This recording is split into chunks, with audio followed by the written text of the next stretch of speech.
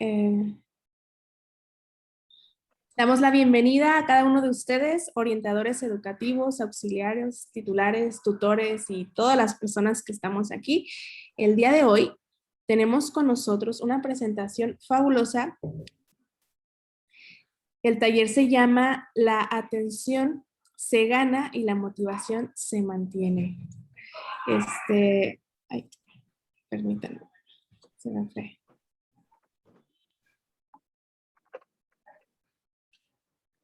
Híjole. Aquí lo tenía y se me fue.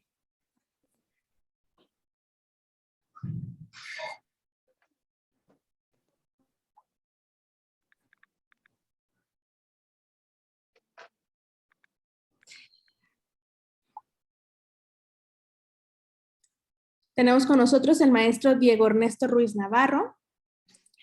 Él es licenciado en Psicología por la Universidad de Guadalajara, es maestro en Educación por el Tecnológico de Monterrey, actualmente cursando el doctorado en Ciencias de la Educación.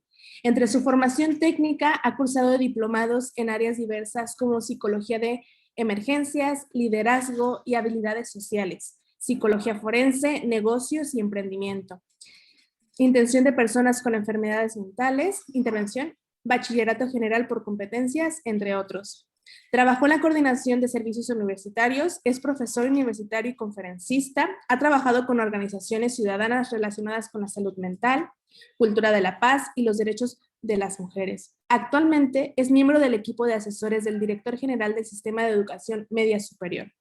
Entre sus publicaciones se encuentran ¿Qué sigue después del COVID-19? La salud mental y los retos de la educación después de la pandemia en el libro Las universidades públicas mexicanas en el siglo XXI. Bueno, damos unos aplausos virtuales al maestro Diego Ernesto Ruiz Navarro para comenzar la intervención. La atención se gana y la motivación se mantiene. Muchas gracias a todas y todos por estar aquí. No sé si va a ser fabulosa la presentación, pero le vamos a echar ganitas. Y bueno, parece que nos pusimos de acuerdo, pero no, miren, Zaira y yo nos venimos de amarillo, ¿no? Sin planearlo. Pero bueno, vamos a hablar de dos temas muy importantes en la educación.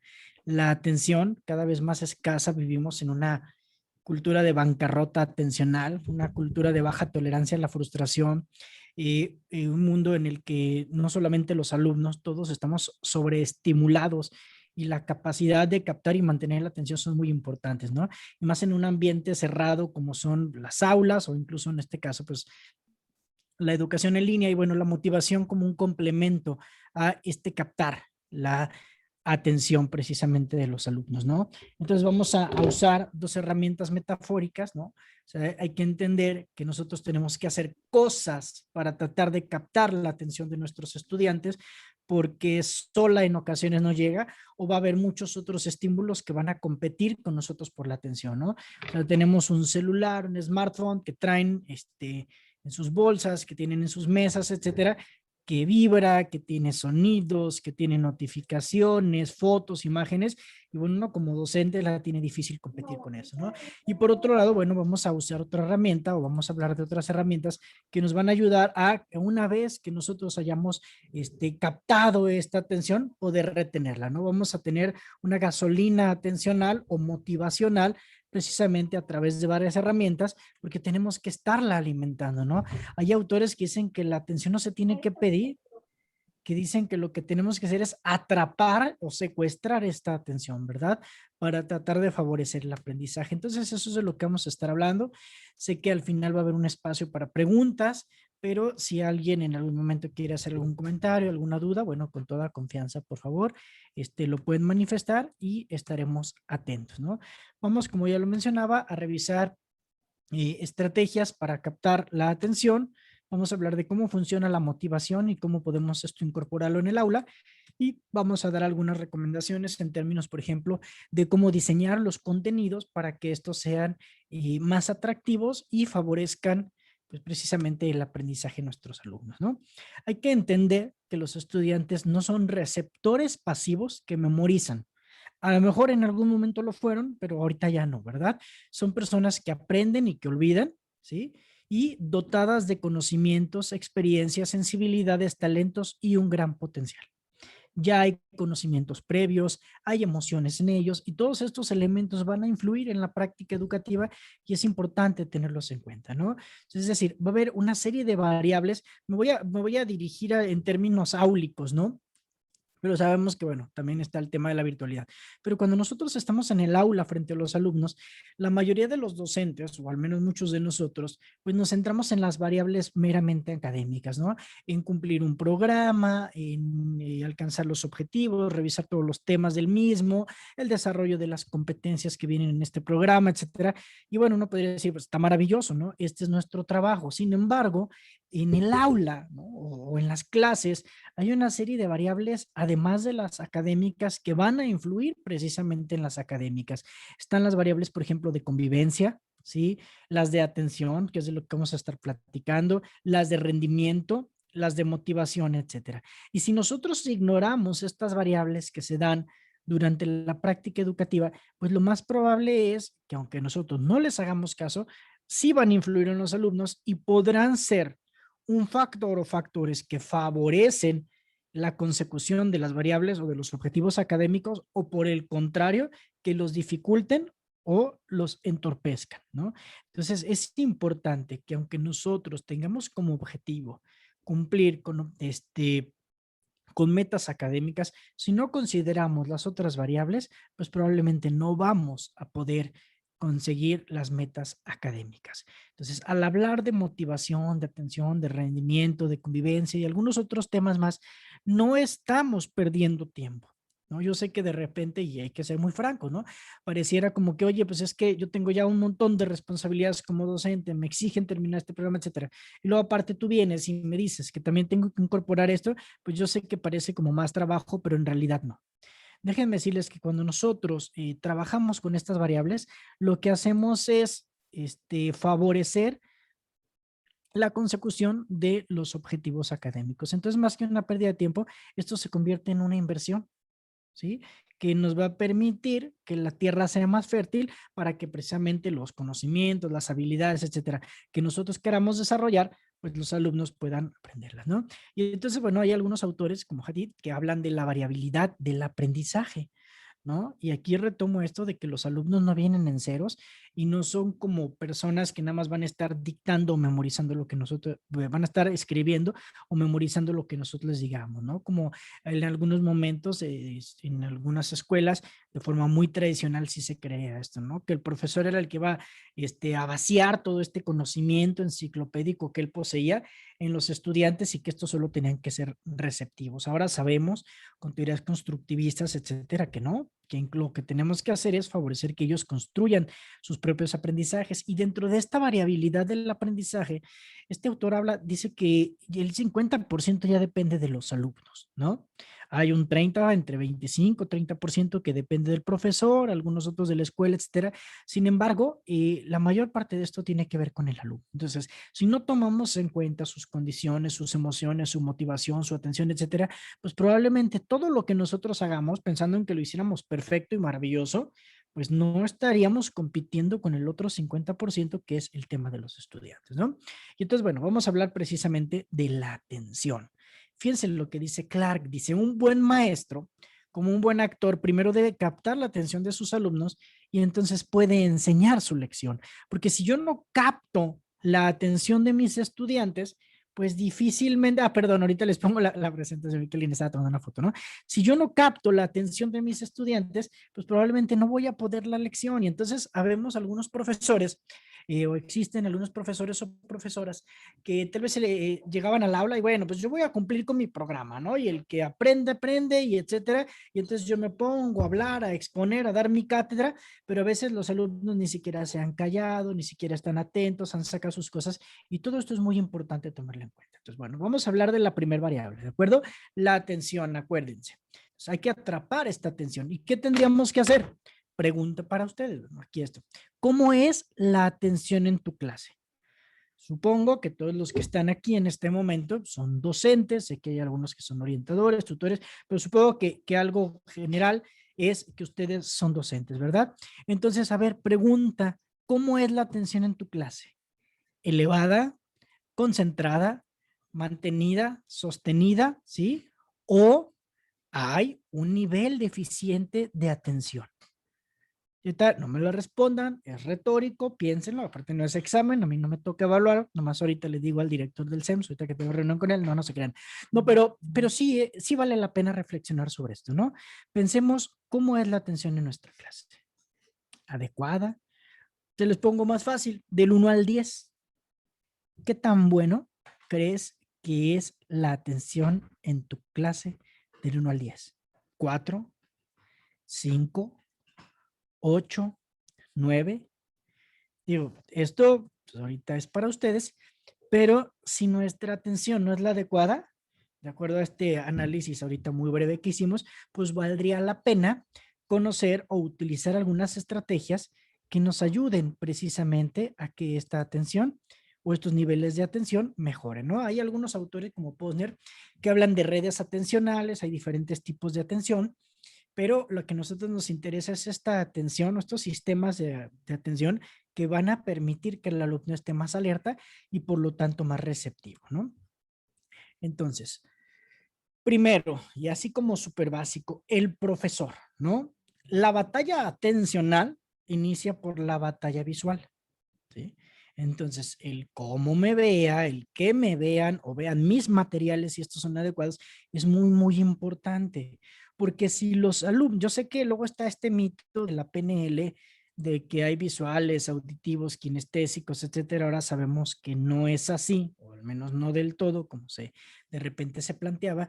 Somos más visuales, de hecho, ¿no? Hay una gran cantidad de información y una gran cantidad de energía de la que consume el cerebro, se consume a través o cuando los ojos están abiertos, ¿no? Entonces somos más visuales. Y si el alumno no me ve o no ve claramente mis materiales, pues difícilmente el alumno me va a escuchar, ¿sí? Por lo tanto, lo primero es la presencia del profesor. Aquí entra el que se vea, pero yo sé que a lo mejor algunos, todo esto, por ejemplo, de la virtualidad, pues lo de las cámaras y todo no nos gusta mucho, sin embargo es importante. Algunos tal vez preferiríamos no vernos y que se vea solamente el material. Sin embargo, acuérdense que la empatía, el mirar a los ojos, mirar a los rostros, contribuye mucho con el proceso educativo, ¿no? Entonces hay que tratar de que los alumnos nos vean. Cuando estemos en las aulas hay que también tener en cuenta nuestro lenguaje corporal. Hay muchos estudios que hablan incluso del espacio físico del aula y cómo es que este puede ser un factor para que la atención se mantenga, aumente o disminuye. Por ejemplo, muchos profesores o profesoras se mantienen específicamente en el espacio cercano a su escritorio. Y entonces su lenguaje corporal, sus miradas, sus ejemplos, la mayoría de las veces van destinados al mismo tipo de alumnos. Y hay otros que reciben mucho menos atención solo por este hecho. Otra de las cosas, y voy a ir mezclando ahí algunos tips de lo que nos han dicho las investigaciones, es que también vuelvo al espacio físico, ¿no? Lo recomendable cuando volvamos a las aulas es que los alumnos que tienen menor desempeño o menores niveles de atención, motivación o concentración pudieran sentarse hasta adelante. ¿Sí? Porque aunque no lo crean, sí hay un vínculo entre la cercanía profesor y alumno y el espacio que éste utiliza para el tema de la atención y el rendimiento académico. Otra de las cosas interesantes también es cambiar de lugar de vez en cuando a nuestros alumnos, porque cuando, no sé si ustedes se han fijado o recordarán que casi siempre los alumnos se sientan en el mismo lugar del aula, ¿no? Tienen ya como su lugar establecido y con quién se sientan. Entonces esto es normal porque nos sentimos cómodos con los que conocemos, con los que son nuestros amigos, pero cuando ya nos sentimos seguros, ¿no? Cuando nosotros nos sentimos seguros, la alerta, ¿sí? O el funcionamiento de nuestro cerebro no está al máximo como cuando el ambiente es novedoso.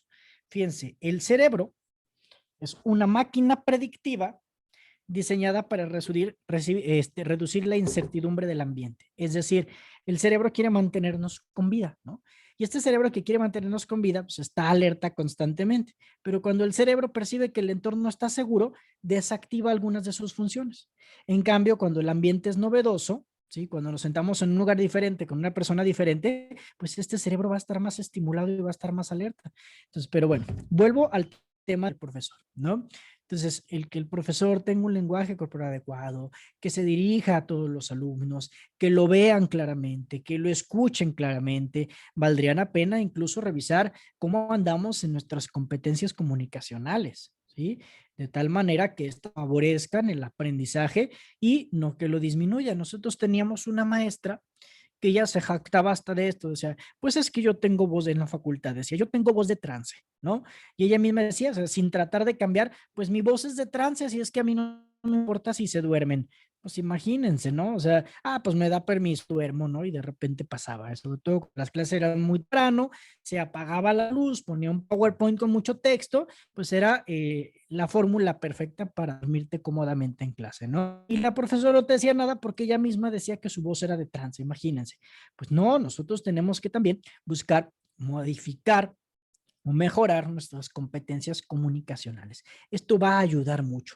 Yo recuerdo otro profesor también ahí en la facultad que tenía un conocimiento enciclopédico maravilloso, ¿no? O sea, sabía de muchas cosas, era evidente que leía mucho, que estaba bien preparado, pero las clases de 2 horas, que ya esto es antipedagógico totalmente, las daba desde su escritorio sin siquiera pararse. Ni el pizarrón usaba, no decir un PowerPoint o algo así que tal vez era más estimulante.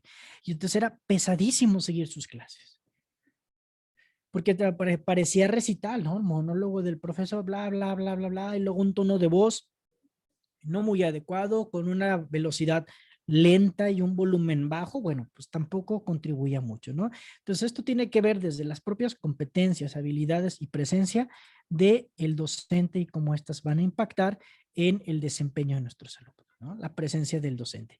Y también con esta presencia vamos a transmitir algo muy importante llamado actitud. La actitud del profesor va a contribuir ampliamente no solamente en la atención, sino en general en el clima de la clase, en el desempeño de los alumnos y hasta en el propio desempeño, ¿no? Aún sin decir una sola palabra, nosotros podemos transmitir muchas cosas. Y les traje un ejemplo. Vean cómo este objeto que no está vivo, lo sabemos, y que además no habla, con su presencia, sus movimientos, transmite muchas cosas. Fíjense, por favor.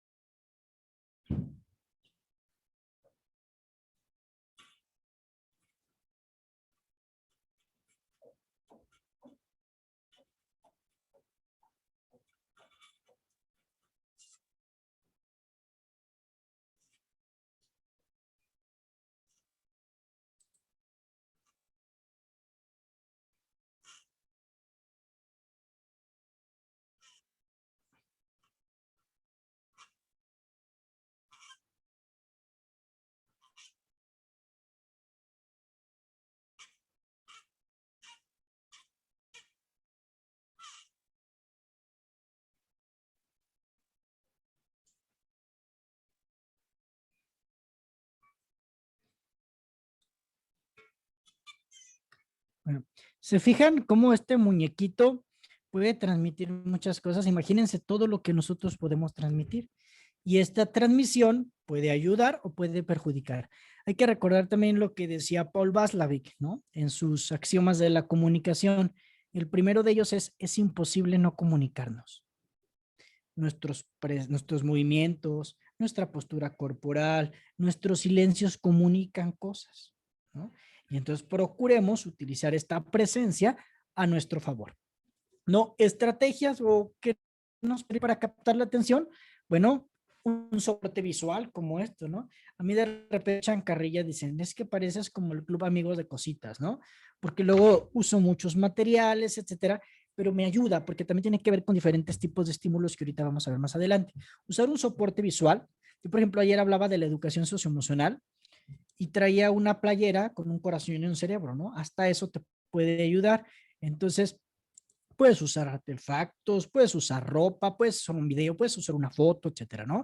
Hacer preguntas relevantes conectadas a la vida de los estudiantes, ¿no? Y las preguntas son una de las principales herramientas para captar la curiosidad, despertar la curiosidad o captar la atención de los alumnos. Una muy buena forma de iniciar una clase, una lección, es con preguntas. Preguntas como, ¿ustedes sabían que la capacidad de atención de un alumno en edad de bachillerato es de aproximadamente 10 minutos? Entonces, imagínense, si es entre 10 y 15 minutos, pues ahí tendríamos que hacer algunos planteamientos, ¿no? O les voy a hacer otra pregunta. ¿Ustedes sabían que la mayoría de las veces cuando queremos motivar a alguien, las estrategias que utilizamos para motivar son contraefectivas? Que estos modelos de motivación de premio y castigo suelen tener efectos más contraproducentes que benéficos. Entonces, este tipo de preguntas que sean interesantes, que sean urgentes, que estén conectadas a la vida de los alumnos, preguntas llamativas del tema que vayamos a abordar, etcétera, puede también servir mucho, ¿no? Otra es mostrar algún problema, ¿sí? Hablarles de algún problema que sea relevante, de preferencia para ellos, sea un tema que conozcan o que vayan a conocer más adelante, para que se interesen por la solución que nosotros les podamos proporcionar. ¿Sí? Entonces acuérdense también que hay aprendizaje basado en problemas. Aquí les voy a traer otro video de una estrategia que utiliza, bueno, es una escena de una serie que se llama el Challenger, por este accidente que hubo del Challenger. Y aquí, bueno, está el actor representando a un físico que ganó el premio Nobel. Y fíjense cómo inicia él su clase, ¿no? Cómo atrapa la atención de una manera creativa con una actividad práctica y un soporte visual. Fíjense.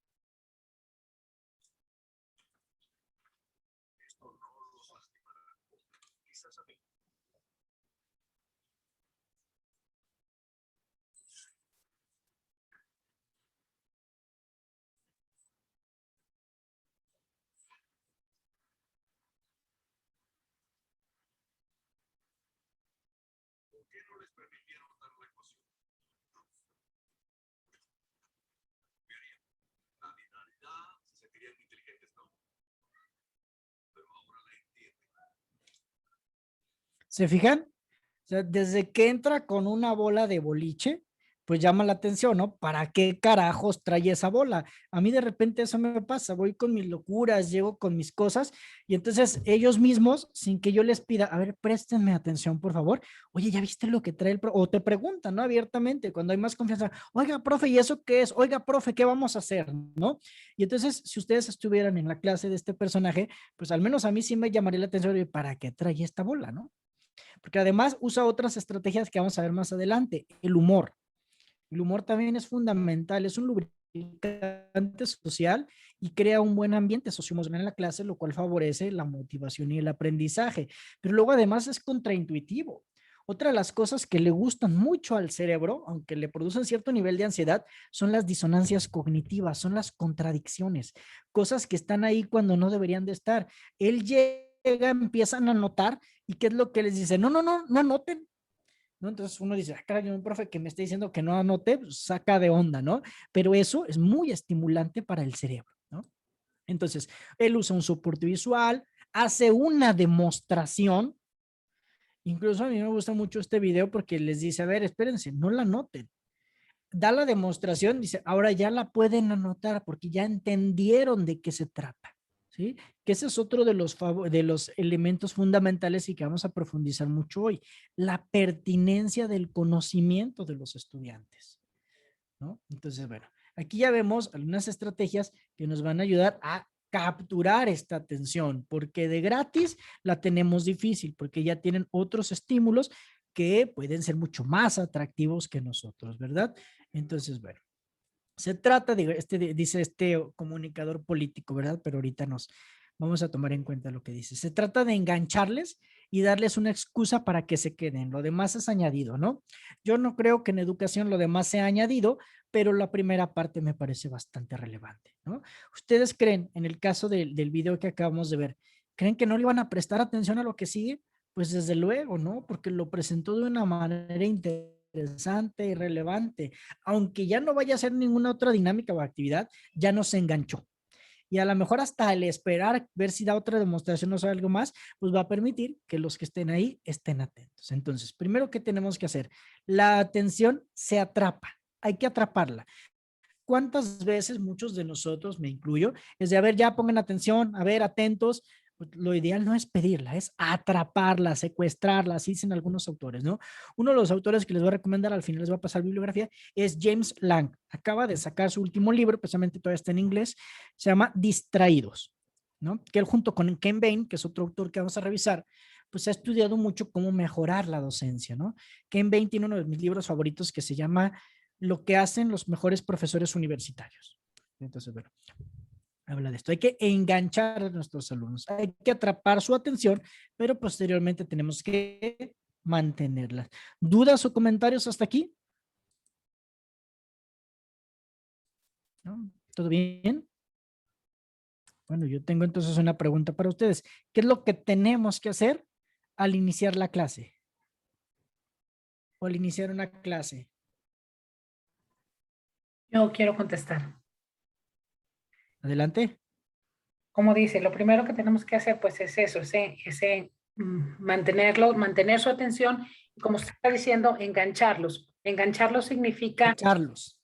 así es, echarlos, atraparlos para contagiarles el por qué. Bueno, yo en la clase que nos corresponde, siempre trato de venderles como mi clase, no en términos de la mejor, sino en términos de que les va a ser útil en su vida. Es correcto. Y eso se llama pertinencia. Y eso, lo decía yo ayer en la conferencia que di, impacta mucho en que los alumnos atiendan los deberes, la clase al profesor o no. Porque entonces luego parece que los conocimientos o lo que se ve en clase es como un universo paralelo a la vida de los alumnos. Y pareciera que lo que ven en clase no tiene nada que ver con su vida.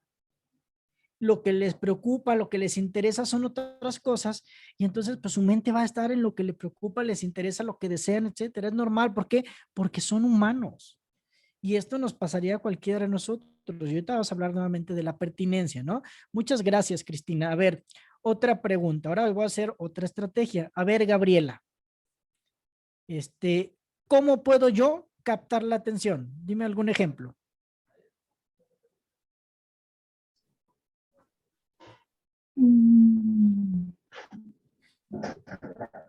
Bueno, no sé, ayer estuve también en su charla y comentaba mucho de hacer alguna estrategia para relajarlos, para centrarlos en lo que vamos a empezar y esa creo que sería una forma de llamar la atención de ellos y que se centren en lo que vamos a trabajar.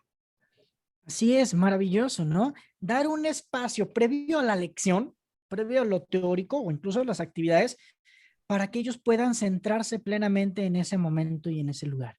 Y algunas técnicas como de respiración nos pueden ayudar, además de que va a oxigenar el cerebro y eso va a facilitar otros procesos como la memoria, etcétera. Porque, por ejemplo, un alumno estresado no va a aprender bien y tampoco va a memorizar, porque una de las partes del cerebro afectadas por el estrés es el hipotálamo. Y el hipotálamo tiene que ver con la memoria. Y entonces cuando nosotros relajamos a nuestros alumnos, no se trata de que se duerman, ¿no? Pero sí que la respiración nos ayuda a estar más alerta, pues también eso va a favorecer que se aprendan lo que vieron ahí, ¿no? Entonces, muy bien, muchas gracias a ambas. Yo te voy a estar preguntando, esa es otra forma de Maestro captar la atención. Diego, Adelante, también pudiera Susana. ser, como comentó anteriormente, con preguntas relevantes para captar la atención o relacionadas con su vida cotidiana o problemas que realmente los inviten a un reto del pensamiento.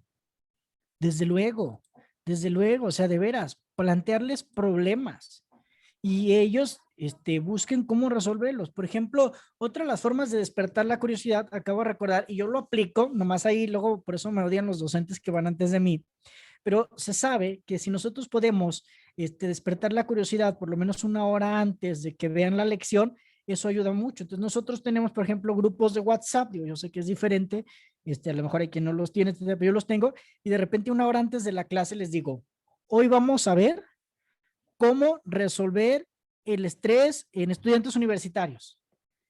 Y entonces ya desde ahí los voy calibrando, ¿no? Entonces ya los pongo a pensar, hoy vamos a analizar cómo podemos combatir el problema del hambre y la desnutrición en África. Y entonces se quedan así como, ¿en serio? Y luego, oiga, profe, pero entonces, ¿cómo le vamos a hacer? Y entonces ya están desde antes calibrados para la lección, ¿no? Y entonces vemos ese problema, les pongo algún ejemplo, etcétera, o a veces les mando imágenes, ¿no? Por ejemplo, hay una lección cuando hablamos de psicología positiva y del bienestar y de la felicidad, y les pongo fotos de 3 personas diferentes, una niña indígena, un joven así con traje en la ciudad, como exitosón, y luego una persona, un señor, un esquimal, ¿no? Ya mayor, etcétera. Y les mando las 3 fotos, o se las pongo en pantalla, y les digo, a ver, ¿cuál de estos 3 creen que es más feliz y por qué? Y entonces ya de repente se genera el debate, ¿no? Y entonces, no, pues la niña será, y hasta entre ellos empiezan, y ya llegan, y ya hay parte de la lección abordada sin que yo hubiera hecho algo más que mandarles las fotografías y hacerles esta pregunta, ¿no? Pero bueno, vamos a estar comentando un poquito más. Motivación, ya hablamos, lo primero es captar la atención, pero no nos podemos quedar con esto, porque la atención es un recurso bastante limitado, ¿no? Vivimos en una bancarrota atencional, entre comillas. Porque fíjense, a veces somos muy injustos con los jóvenes o con los estudiantes. Decimos, es que los adolescentes no se interesan en nada. No, claro que sí se interesan, pero en cosas diferentes a las que a lo mejor nosotros les transmitimos. Porque yo veo, o sea, se dice, hay autores que dicen esto de los 10 minutos del spam de atención. Pero, por ejemplo, yo veo a mis sobrinos o a los jóvenes o adolescentes que jugando pueden pasar horas. O una buena serie o una película te puede tener enganchado hasta 2 horas. Entonces, no es solamente que, sí, es cierto, la atención es un recurso limitado, pero también va a depender del estímulo que atrape y mantenga la atención. Ya la atrapamos, basta con eso. Lamentablemente no es tan sencillo, ¿no? ¿Qué tenemos que hacer? Alimentarla, echarle gasolina, cual café para el docente, ¿verdad? Yo no empiezo bien el día sin mis drogas legales, el cafecito, ¿verdad? Bueno, a los alumnos también hay que echarles gasolina. Pero ¿cómo? Pues no nomás es conocimiento, sino también tenemos que apelar a la emoción. Entonces, ¿qué gasolina podemos utilizar? Bueno, vamos a ver. Esta frase me gusta mucho. Dice, el secreto de enseñar no es tanto transmitir conocimientos como contagiar ganas. Hay que tratar de contagiar ganas. Fíjense, hay varios problemas aquí. Dice, solemos asumir que el alumno está dispuesto. Es decir, que cuenta con la aquiescencia, el docente, de los alumnos para seguir la clase tal cual sea. La realidad es que no es así. Ni en licenciatura, que ellos eligieron la carrera, que es lo que se supone que les gusta, etcétera. Contamos ya de antemano con eso. ¿Qué decir cuando los alumnos están en un nivel de educación que es obligatoria? Pues esto va a influir mucho. También solemos pensar que el profesor está preparado por generación espontánea para gestionar un aula de clase, ¿sí? Que gestionar un aula de clase es algo bastante complejo, bonito, pero complejo, ¿no? Entonces hay que tener cuidado con esto. ¿Cuál es la idea clave? El alumno solo aprende que aprender, ¿sí? Pero esta disposición no se da gratis la mayoría de las veces. La mayoría de las veces la tiene que inducir el profesor, ¿no? Entonces tenemos que hacer que quieran. ¿Sí? Y dice Joan Baello, No podemos porque no quieren. Hagamos que quieran y podremos. Y vamos a estar trabajando de cómo hacer esto. ¿Qué hacer? Conseguir que quieran, interesarles en la materia, ya hemos estado hablando un poquito de esto, buscar estrategias metodológicas que mejoren los niveles de atención y motivación en clase. ¿Por qué? Porque cada alumno motivado, y esto me gusta mucho, es un alumno menos que controlar. Porque solo hay aprendizaje si el alumno así lo decide, es decir, si quiere. Si yo no quiero algo, pues probablemente no lo voy a hacer, ¿verdad? O sea, acuérdense que cuando estamos obligados a algo, se produce un efecto psicológico llamado reactancia. Y la reactancia se da a algo que me gustaba. Cuando me obligan a hacerlo, pues ya hay cierta resistencia por el hecho de que me hayan obligado, ¿no? Entonces, esto es muy, muy importante. ¿Cómo? A la pregunta del millón, ¿verdad? Sí suena muy bonito, pero ¿cómo carajo le vamos a hacer, Diego? Bueno, planificando la motivación con el mismo grado de interés y sistematicidad que los contenidos curriculares. Es decir, yo sé que suena más trabajo, pero créanme, vale la pena. Que cuando nosotros estamos trabajando en nuestra planificación de nuestras sesiones y todo, así como vemos los temas, seleccionamos los contenidos, etcétera, también pensemos qué estrategia me puede ayudar para mantener la motivación en mis alumnos, para motivarlos a aprender sobre este tema. Bueno, abriendo expectativas, optimizando la motivación intrínseca. Acuérdense que hay dos tipos de motivación, la motivación intrínseca y la motivación extrínseca. Yo al principio les preguntaba, les decía que si ustedes sabían que muchas de las estrategias que se usan para motivar son erróneas. Muchos de nosotros, padres, docentes, usan la motivación extrínseca. ¿Qué es esto? La de te doy un premio si haces algo. Y el detalle es que esta suele ser contraproducente. No es que no sirva, pero hay que saber en qué momentos y para qué tipo de tareas. Si la actividad no requiere creatividad, reflexión, etcétera, sí, si es una actividad mecánica, maravilloso. Puedes motivar con un premio, con participación, etcétera, ¿no? Pero cuando la tarea es más compleja, este tipo de motivación lo que suele hacer es ser contraproducente. ¿Por qué? Porque entonces el alumno asocia la tarea a algo desagradable. Es tan desagradable que para hacerla me tienen que dar un premio. Y entonces ya no hace la tarea en sí mismo, sino la hace por el premio. Pero cuando el premio desaparece, ¿sí? La tarea no van a tener interés en realizar la tarea. Cuando no haya premio, cuando no haya este reconocimiento, el alumno probablemente no va a querer hacerlo o no lo va a hacer de la mejor manera posible, ¿no? Lo que tenemos que hacer es desarrollar la motivación intrínseca, esa motivación que se da desde adentro y que tiene que ver con el disfrute de la tarea, de hacer la tarea en sí misma, y vamos a hablar de esto más adelante. Auspiciando la motivación al logro, ¿no? Muy asociado al tema del autoconcepto y de las expectativas del alumno, utilizando estrategias como herramienta de motivación en ciertas actividades, combinando motivación y control en diferentes proporciones, porque luego al rato sí, yo quiero que estén muy motivados, pero si no hay control en el aula, pues también esto va a salir contraproducente, ¿no? Es decir, el control del aula son las condiciones mínimas donde se va a dar todo lo demás. La motivación, la atención, el aprendizaje, la reflexión, el debate, etcétera, ¿no? Captando y manteniendo eficazmente la atención y desarrollando en los alumnos la capacidad de motivarse a sí mismos. Hacer que quieran. Un alumno está motivado a la tarea, ¿sí? Cuando ésta se encuentra dentro de sus prioridades en ese momento. Entonces, ¿qué tenemos que lograr? Tenemos que lograr o intentar lograr que el alumno priorice la tarea escolar, ¿sí? Entre las otras alternativas, que tiene muchas.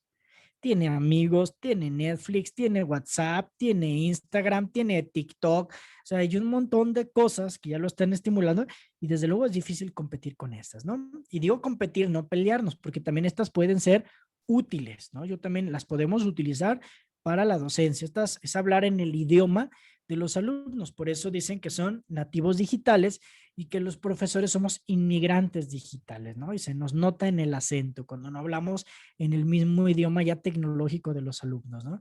Entonces, bueno, el alumno solo aprende si quiere aprender, pero esta disposición, insisto, no suele darse de manera espontánea. Hacer que quieran se convierte en una de las principales funciones de profesor de niveles obligatorios, sobre todo, ¿no? Si en licenciatura tenemos que hacerlo, que insisto, es voluntario, pues acá es diferente.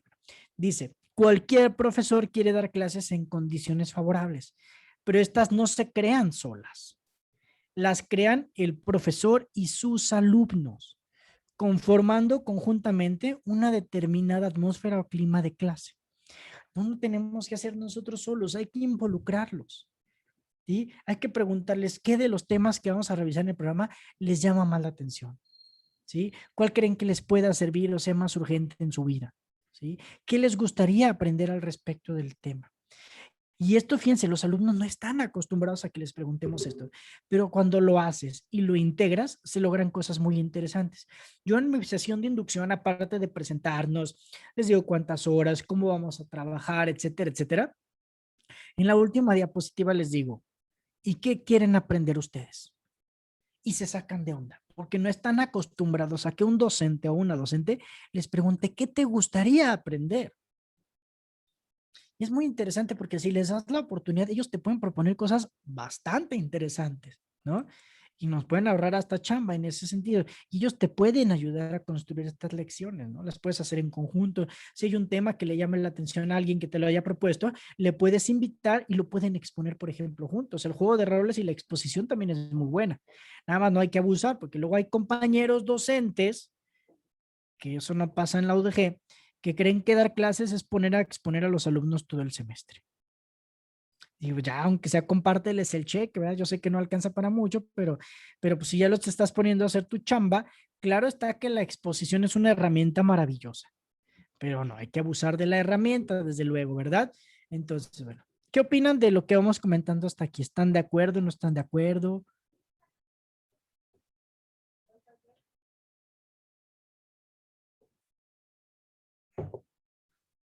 ¿No? ¿Están muy callados? Muy calladas. Por lo visto no los he motivado suficiente, ¿verdad?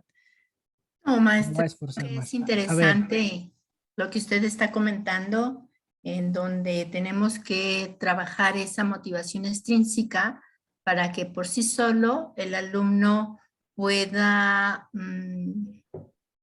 motivarse, ¿no? Duplicando el término, y que es incorrecto hacer ese tipo de motivación del toma y daca, ¿no? Me presentas tu tarea y te doy un premio. No, creo que es presenta para qué puedes hacer con esa herramienta de tarea, ¿no? No tan solo es por llevar, ejemplo, sino qué vamos a hacer con esa tarea, ¿no? así es. Ahorita vas a hablar de algo muy importante, que es el educar desde el por qué y el para qué, ¿no? Que eso ya es una herramienta maravillosa.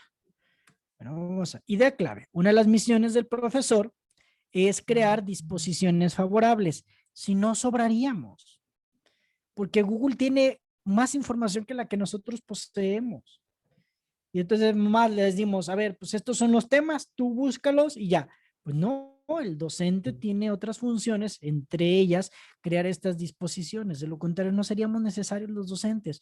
O con el puro Classroom y ahí subirle los temas ya.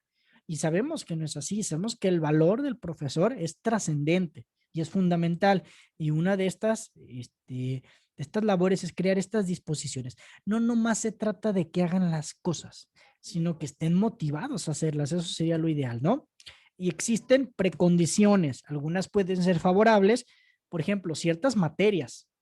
Hay materias que, por ejemplo, los alumnos les llaman mucho la atención, por ejemplo, sexualidad, ¿no? En sexualidad ya van así como con cierto morbo, con cierto interés, pero imagínense, por ejemplo, daba metodología de la investigación. Entonces ya los alumnos los veías, llegaban a metodología de la investigación con unas caras de que hay metodología, etcétera, ¿no? O luego me daba, por ejemplo, yo daba en Cooks la clase de propiedad intelectual, una materia legal. Y entonces ellos no querían saber de metodología de la investigación y de temas legales, ellos querían saber cómo inyectar, cómo canalizar, cómo operar. Entonces desde ahí hay materias que pueden ya captar la atención más que otras, ¿no? Y entonces esto nos puede ayudar o nos puede afectar, pero también hay que lidiar con eso. Cómo estén los alumnos, el ambiente, que si el internet, etcétera. Hay una serie de condiciones que van a influir, ¿no? Entonces los problemas, y esto me gusta mucho, pueden aparecer en cualquier momento. pero suelen aparecer cuando las oportunidades son favorables. ¿Qué tendríamos que hacer? No dejar que se instalen condiciones favorables para los conflictos o los problemas. Crea condiciones favorables al trabajo y la sana convivencia. El autor del que saqué esto dice, los problemas llegan solos, las soluciones hay que crearlas. ¿No? Entonces, vamos, principios. Los principios, ¿no? Son como esta base sobre lo cual vamos a construir todo lo demás y nos ayudan contra las dificultades, la improvisación, etcétera. Entonces vamos a ver, hay varios principios, pero voy a hablar de algunos en particular. El primero es el de la economía. Lo complicado no funciona, ¿no? Los profesores de por sí ya tienen muchos procesos burocráticos, muchas cosas que subir, que las evidencias, etcétera, ¿no? Y esto pues también nos afecta, ¿no? Entonces, cuando nosotros estemos planificando una lección, una actividad, una clase, hagámonos una pregunta. ¿No hay nada más sencillo que esto? Y optemos por lo más sencillo que encontremos. Lleguemos a la quintesencia de lo que vayamos a realizar. Hay que tratar de reducir al mínimo los papeles, las personas, los tiempos, etcétera, ¿no? Decía, miren, a propósito de mi taza del Principito, ¿no? Decía el autor del Principito que la perfección se alcanza no cuando ya no hay nada más que poner, sino cuando ya no hay nada más que quitar. Y entonces, hace poquito escuché una frase que me gustó muchísimo en un curso de formación docente también. Decía, es que los alumnos no tienen la culpa de que les queramos transmitir todo lo que traemos en la cabezota. A veces, ay, este tema, y está padre, ¿no? Que como docente quieras transmitir y enseñar muchas cosas, pero también entre más sencillos, más concretas sean las lecciones, va a ser mejor. Yo soy de la idea de que es mejor menos y bien que mucho y mal, ¿no? A veces por ir a la carrera, a tratar de concluir un programa, pues vemos temas a medias y creo que eso sale peor, ¿no? Es una opinión, se los dejo en el tintero.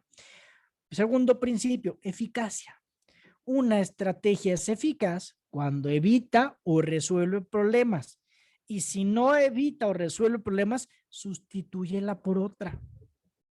Pero a veces somos tercos, ¿no? Dicen que el ser humano es el único animal que tropieza 2 veces con la misma piedra, ¿verdad? Perdón, ¿eh?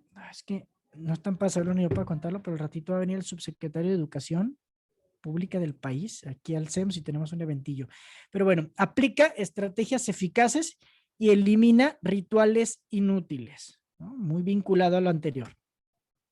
Ahora, ¿cómo se da la eficacia de una técnica o de la docencia? Hay varias variables, ¿no? El poder del profesor, la validez de la estrategia y la permeabilidad del alumno. Voy a permitir hablar de 2.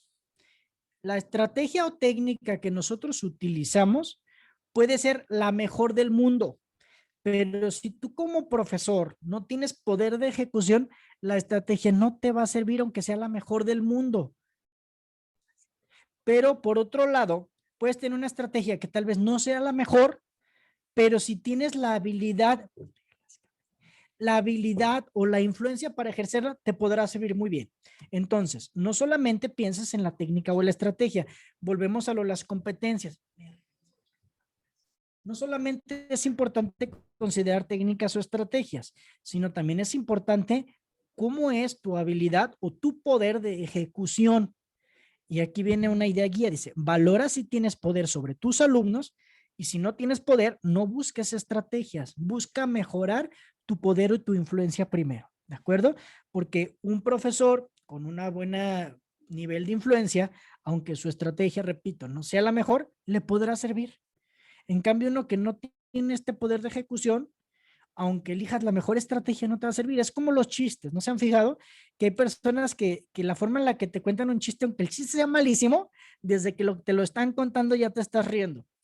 Y en cambio hay otros que son malísimos para contar chistes, me incluyo, y aunque el chiste sea el mejor del mundo, si no lo cuentas bien, no va a tener el efecto deseado, ¿verdad?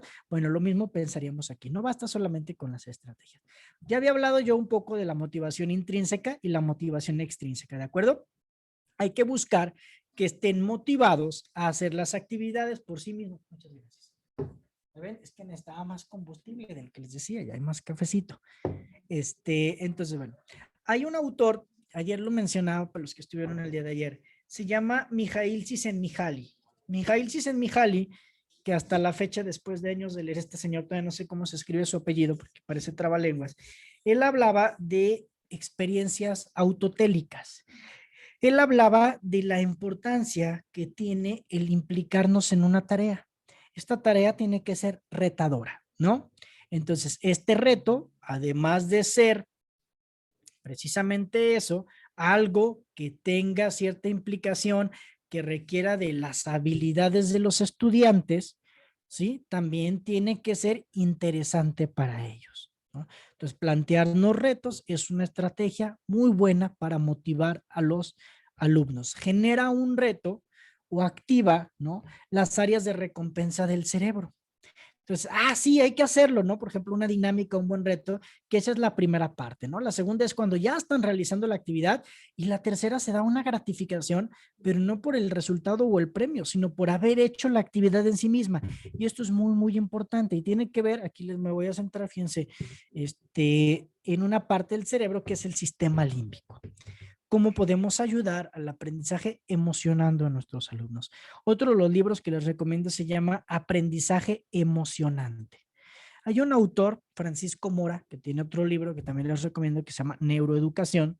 Dice, solo podemos aprender de aquello que amamos. Es decir, todo aprendizaje significativo va a implicar una respuesta emocional en nuestros estudiantes. Las emociones enseñan. Cuando hay emociones, se consolidan los aprendizajes, aunque no necesariamente estas emociones sean agradables. De hecho, las que más se nos quedan grabadas son las desagradables, ¿verdad? Porque son las que nos salvan la vida. ¿Vieron la película de Intensamente? Sí. Sí. Bueno, y si no, vuelvan a ver de todos Sí. modos, pero se la recomiendo. Sí. ¿Se acuerdan cómo cuando se involucraban las emociones en uno de los procesos de la niña se creaba un recuerdo? Que eran como estas esferitas que iban a la memoria. Cuando hay emoción, hay recordación, hay aprendizaje. Si no hay emoción, si no estimulamos el sistema límbico, ¿sí?, el aprendizaje no va a ser profundo o significativo. Si nosotros emocionamos al estudiante, lo hacemos que se despierte una emoción, este aprendizaje va a ser más profundo, duradero y significativo, ¿no? Entonces, hay una parte del cerebro que tiene mucho que ver con eso, que es el sistema límbico. Si no se activa el sistema límbico, el cerebro no va a estar funcionando en su máximo esplendor para que aprendan. Luego hay varias teorías de la motivación. Hay un autor, Deci y Ryan, tienen una teoría de la autodeterminación, ¿no? Esta teoría afirma que los seres humanos, todos los seres humanos, tenemos necesidades, así como hay necesidades físicas de comer, etcétera, pues también tenemos necesidades psicológicas. Y ellos dicen que algo que mantiene motivadas a las personas es tener estas tres necesidades psicológicas satisfechas. Primero es la autonomía, sentir que tengo libertad de elección, de tomar decisiones, etcétera, es muy importante para las personas. Sentir que tienen margen de maniobra. Esto, por ejemplo, en empresas es muy importante porque hay empresas que le dan libertad a sus trabajadores y esto les gusta más a muchos que ganar más dinero, ¿no? Tienes libertad para realizar ciertos tipos de actividades, tienes libertad o tienes un margen flexible en cuestión de horarios, etcétera, y esto, aunque no lo crean, termina creando empleados más productivos, ¿no? Cada vez son más las empresas que lo están utilizando. O les pongo otro ejemplo que ya se empieza a utilizar en las universidades. Ya hay universidades donde el alumno, y eso estamos ya tratando de ver algunas cosas aquí con el director, donde el alumno construye su propia carrera, selecciona sus propias materias. Y entonces esto genera en él una percepción de autonomía, de yo soy parte de mi proceso educativo desde la génesis del mismo, porque yo estoy seleccionando qué quiero aprender. Otra opción que puede ser en el aula es, a ver, tenemos este programa, ¿sí? ¿Qué de estos temas les gustaría? O selecciono yo un tema o una unidad y entonces yo les puedo dar un abanico de opciones de qué de esos temas, que suelen ser muy amplios, abordar. Y entonces los mismos alumnos te pueden solicitar, ¿no? Y esto lo podemos incluir o podemos seleccionar las lecciones de esto. Y luego les pedimos que nos ayuden. A ver, tú, Rocío, pues tú dijiste que querías que habláramos, de la memoria. Entonces tú me vas a ayudar, a ver, Rocío, necesito que me ayudes a preparar esa clase que tú me pediste y los involucramos, ¿no? La segunda es la vinculación. Esto parece paradójico, porque al mismo tiempo quiero tener autonomía, pero también es importante que me vincule. ¿Por qué? Porque casi todos sabemos que lo que nosotros hacemos va a tener un impacto en los que nos rodean, pero además que lo que nos rodea tiene un impacto en nosotros. Entonces, otra de las claves para el aprendizaje para el cerebro es la vinculación, el trabajo en equipo. Hay áreas del cerebro, dice Facundo Manes, un neurólogo muy bueno, también les recomiendo que lo lean o que lo escuchen. Dice, si pudiéramos, dice, el cerebro es el órgano más complejo del universo. Es tan complejo que es el único órgano que se estudia a sí mismo, fíjense, ¿no? Pero dice, si yo pudiera resumir qué es el cerebro en una frase pequeña, yo diría es un órgano social. El cerebro está diseñado para la vinculación y la convivencia. Hay áreas del cerebro que solamente se van a activar si nosotros, entre ellas las emocionales, si nosotros convivimos o interactuamos con otras personas o con otros cerebros. Entonces, las actividades en conjunto son maravillosas. Claro está que cuando estas están bien organizadas, tienen un objetivo claro, etcétera. No nomás ponerlos juntos por ponerlos. Pues, a ver, pónganse en grupos de 3 y así, ¿no? Como muy improvisado. No, porque esto además lo notan mucho los alumnos, ¿no? Los alumnos podrá parecer que están en su mundo, que están distraídos, que no les interesa nada, pero yo les decía ayer, son muy buenos decodificando muchas cosas. Entre ellas lo del lenguaje corporal, ¿no? O sea, el alumno nota cuando el docente está nervioso, cuando improvisó, cuando no domina el tema, lo notan, aunque a veces no lo manifiesten tan explícitamente. Pero bueno, tratemos de vincular a nuestros alumnos, entre ellos mismos, con su comunidad, con nosotros. A ver, ¿me vas a ayudar a preparar la siguiente lección? ¿Sí? O de repente yo les digo, a ver, sálganse del aula, cuando lo podíamos hacer, que es maravilloso, no saben cómo lo extraño, pero a ver, estas preguntas las van a responder con ayuda de las personas que encuentren aquí en la ciberterraza. Oiga, pero sí, vayan, es más, métanse a otros salones y pregúntenles esto en la clase, ¿no? Ya se iban y se involucraban con otras personas y entonces eso generaba experiencias muy, muy interesantes. Y la otra es el dominio o el control, ¿no? Sentir que la persona tiene cierto nivel de control o dominio sobre la tarea o el reto que yo le estoy poniendo, ¿no? Vuelvo a lo de Csikszentmihalyi. Estas experiencias de involucramiento que producen una gran satisfacción, un gozo en el aprendizaje, tienen características. Sí representan un reto, pero este reto no es mayor al de la capacidad de los estudiantes, porque si no se van a frustrar, se van a poner ansiosos o se van a estresar. Pero tampoco es tan sencillo que no los interese porque se van a aburrir, ¿no? Entonces es necesario que la actividad que nosotros le planteemos a los alumnos sea adecuada, que sea retadora, pero adecuada para ellos, pero que también trabajemos esta sensación de autoeficacia en ellos, de a ver, esta tarea es difícil, pero yo sé que ustedes la pueden lograr. Esta tarea o esta pregunta es compleja, pero con los elementos que hemos revisado hasta ahora, ustedes van a poder resolver este problema, etcétera, ¿no? O incluso lo que decían, a ver, tenemos este problema en nuestra comunidad, en nuestra escuela. Hemos visto herramientas en clases anteriores, perdón. ¿Cómo lo resolverían? ¿No? Un poco como nos decía alguien, plantearles un problema. Y entonces, yo sé, porque ya tienen las herramientas, cómo se puede resolverlo. Órale, échenle, ¿no? Y luego aquí los ponemos en equipo, SAS. Y cada equipo va a tener libertad de seleccionar. Y entonces ahí podemos trabajar estos 3 elementos. Un ser humano que tiene autonomía, vinculación y dominio, o se siente en dominio, va a ser alguien que va a aprender o va a trabajar muy bien. Se los recomiendo, ¿no? Lean, pueden leer, busquen más información. Teoría de la autodeterminación de Deci y Ryan. Les recomiendo mucho también esto. La autonomía, esto ya lo expliqué, me lo expliqué. Vías motivacionales, ¿sí? Para conseguir enganchar esta palabra que me gusta, que alguien de ustedes ya decía, para atrapar a nuestros alumnos. Me atrapo, no, eso que no estoy tan cabezón, pero bueno. Para motivar a nuestros alumnos hay varias vías que nos pueden ayudar, ¿no? Introducción de una actitud favorable, predisponerlos. ¿Cómo? Hablándoles de la pertinencia del tema, ¿no? De la trascendencia, de la utilidad que puede tener, hablarles también a través de esto de las expectativas, saber o hacerles creer, que se den cuenta más que creer, perdón, porque tiene que ser real, que ellos pueden, ¿no? Lograr o buscar que esperen algo de la clase. Y si lo podemos hacer desde antes es mejor. Por ejemplo, dentro del orden que nosotros tenemos que tener en el aula, pues que los alumnos tengan claro, por ejemplo, qué temas, cómo esto se vincula con el tema global de la clase, etcétera, es muy importante. La motivación intrínseca que ya hemos platicado, por interés directo por la actividad, la materia, etcétera. Motivación de logro o satisfacción por las actividades realizadas con éxito. Esto también hay que retroalimentar, es muy importante la retroalimentación. La motivación extrínseca, hay que usar las dos, ¿de acuerdo? Expectativas. ¿Qué hacer? Inducir expectativas de éxito en los alumnos que no las tienen. Conseguir que todos los alumnos esperen algo de la clase y abrir puertas y horizontes de esperanza. ¿Por qué? Porque nadie hace nada si no espera nada de ello.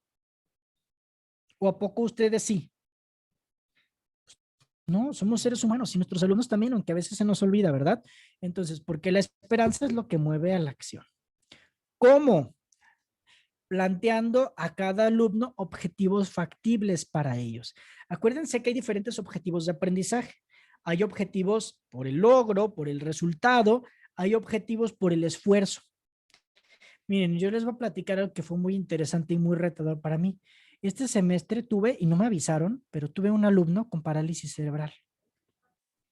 Y entonces eso me llevó a hacer cambios que yo no tenía previstos, porque yo lo noté cuando el alumno empezó a hablar, no tenía su cámara encendida, fue el semestre pasado.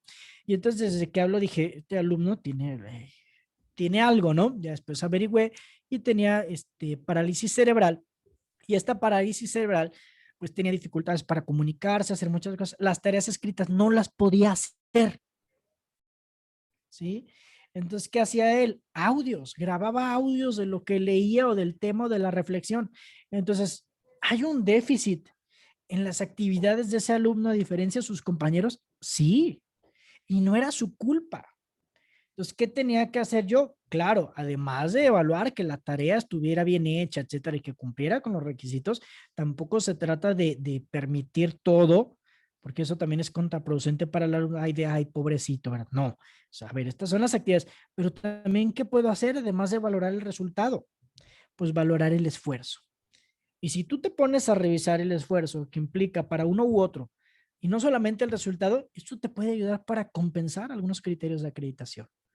¿No? Porque acuérdense que tenemos que evaluar, no solo calificar. Entonces, hay que tener en cuenta que puede haber objetivos universales que ayuden a que todos los alumnos continúen con estas expectativas de ser posible, ¿no? Entonces, venciendo resistencias e incredulidades en los alumnos más reacios. Hay alumnos que te dicen, pues es que yo nunca he sido bueno para las matemáticas, ¿no? Que es como muy común. No sé si hay algún profesor o profesora de matemáticas, y lo digo porque es como muy común, es de las que suelen comentar, ¿no? O solíamos comentar. Entonces, si un alumno ya tiene esta idea preconcebida, pues esto va a impactar en su interés, su atención y en su desempeño. Pero si le decimos, ok, tienes razón, pero hasta cierto modo, tal vez hasta el momento no has sido muy bueno para las matemáticas o no ha sido la materia en la que mejor te desempeñas. Pero si nos esforzamos, aprendes y practicas, sé que puedes mejorar. Esto se llama, lo explicaba yo también ayer, mentalidad de crecimiento. Pueden leer a Carol Dweck, que es la que habla mucho de este tema, ¿no? Entonces sí, hay que reconocer que tal vez hay asignaturas, hay temas, hay ejercicios que no a todos se les va a dar igual o con la misma facilidad, pero eso no quiere decir que no sean buenos para ello. Y aplica para nosotros también, ¿no? Entonces estas generalidades, es que yo siempre he sido malo para esto, todo lo que tiene que ver con aquel tema no se me da, hay que cambiarlo. Por ahora no ha sido la mejor, Gabriela, pero si estudias y practicas podrás mejorar muchísimo. Y sin necesidad de mentirles, digo, tal vez no se va a volver el mejor de la clase, pero eso no quiere decir que no puedas mejorar, ¿no? Y entonces este cambio de paradigma, ¿sí?, puede ayudar muchísimo para vencer las incredulidades.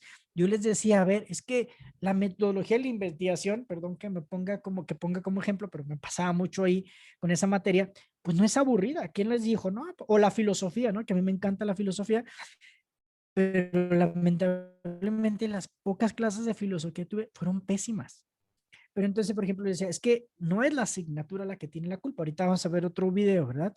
El docente tiene mucho que ver en esto. Teniendo claras las expectativas sobre cada alumno, ¿sí? En función de sus características personales. O sea, por ejemplo, Hay alumnos más introvertidos y más extrovertidos. Hay alumnos, y esto pasa casi en todos los grupos, que de repente participan muchísimo. Porque son extrovertidos, porque les gusta, por lo que ustedes quieran. Hay alumnos que no.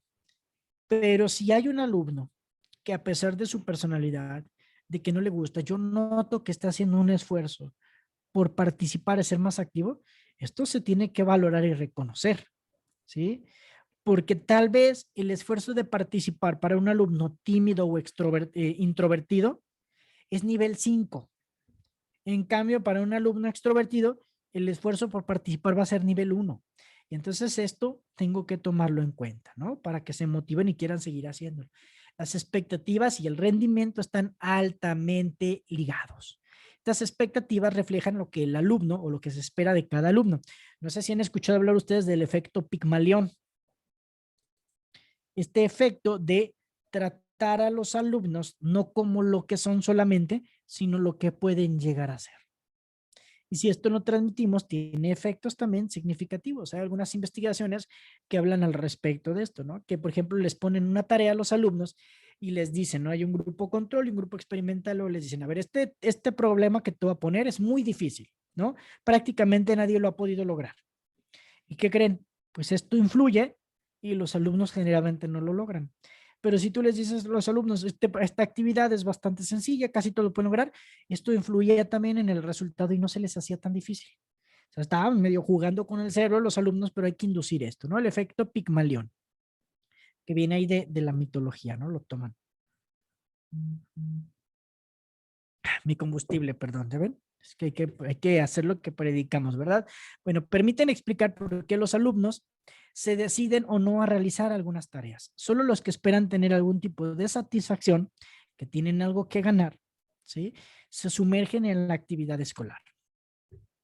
La historia previa de éxitos o fracasos en cierto tipo de actividades va a influir muchísimo. El tipo de mensajes que el profesor les manda, miren, hay algo terrible y justamente acabo de ver hace ratito, más porque no se las puedo mandar, pero veía una imagen así de un docente y estaba como su sombra y decía, ¿no? Es que conmigo casi todos reprueban.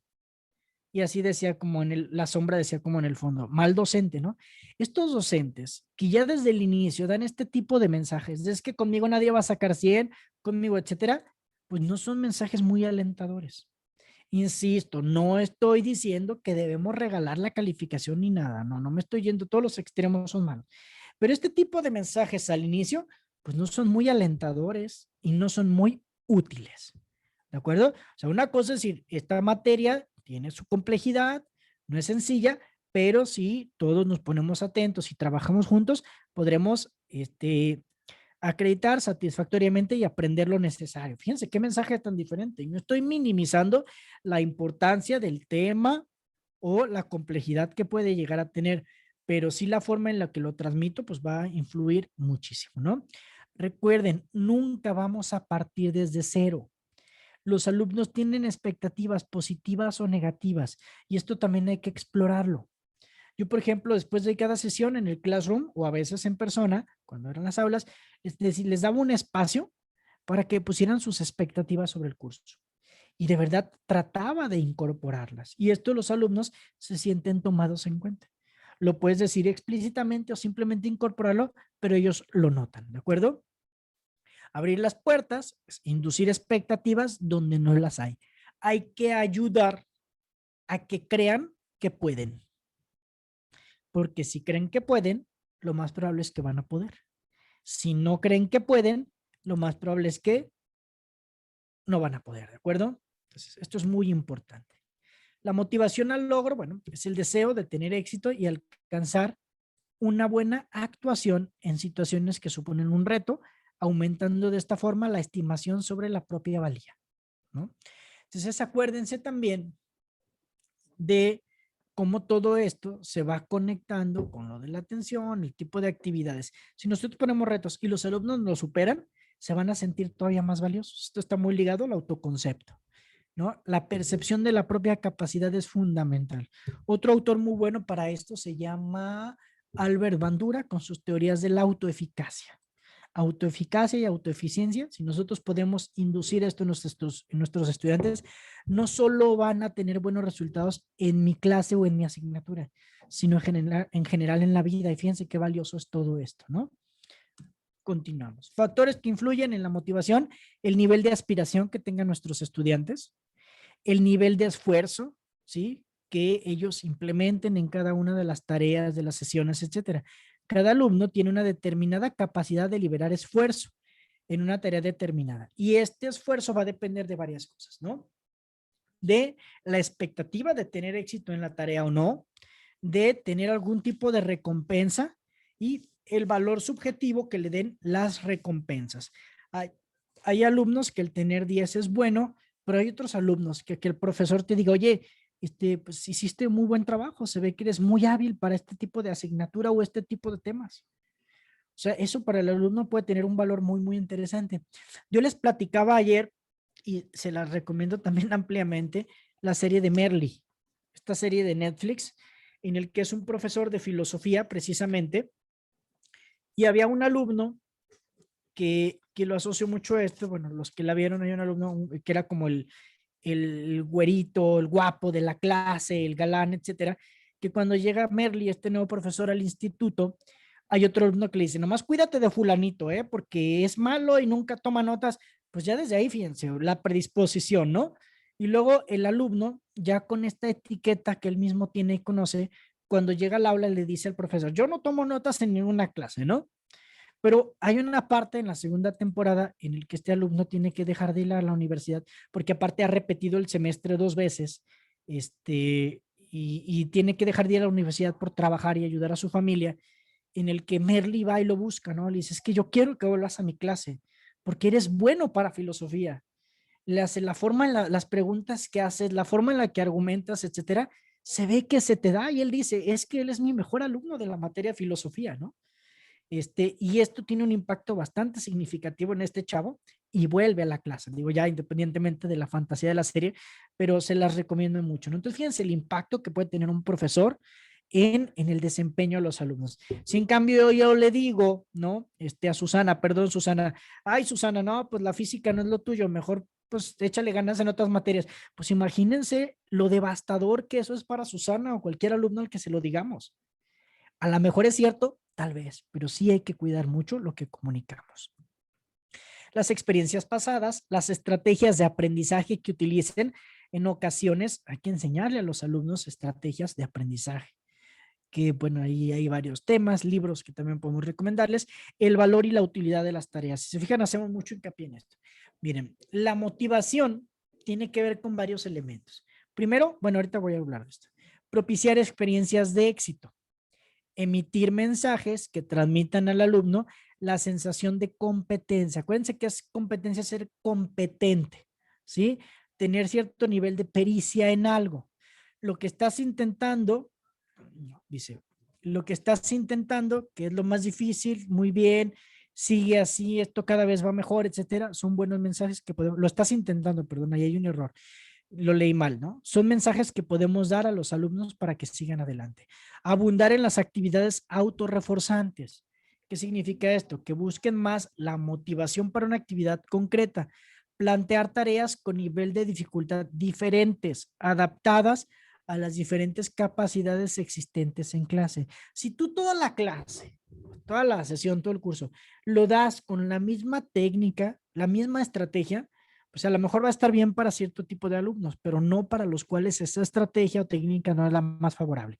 Luego, esto tiene que ver con lo que les decía de Mijail Csikszentmihalyi, es lo que se le llama actividades Ricitos de Oro. ¿Se acuerdan cómo Ricitos de Oro, cuando llega a la casa de los osos, se quiere comer la sopa y que dice, esta está muy caliente, esta está muy fría? Que luego ya llega a la que está tibiecita. Bueno, tendríamos que hacer eso. O sea, actividades unas que sean más difíciles, otras menos difíciles, y tratar de adaptarlas en este término medio, que sean retadoras, pero que no sean tan complejas. Por eso, para que no se les olvide, actividades Ricitos de Oro. ¿Alguien que me quiera dar un ejemplo de una actividad de Ricitos de Oro que pueda implementar en su clase? Déjenme ver cómo vamos de tiempo. 12:20. Ahorita le cambio para que tomen la foto. Si no, se las paso con gusto. A ver, alguien, una actividad de Ricitos de Oro que sea retadora, pero que tampoco sea tan fácil ni tan difícil. ¿Qué se les ocurre?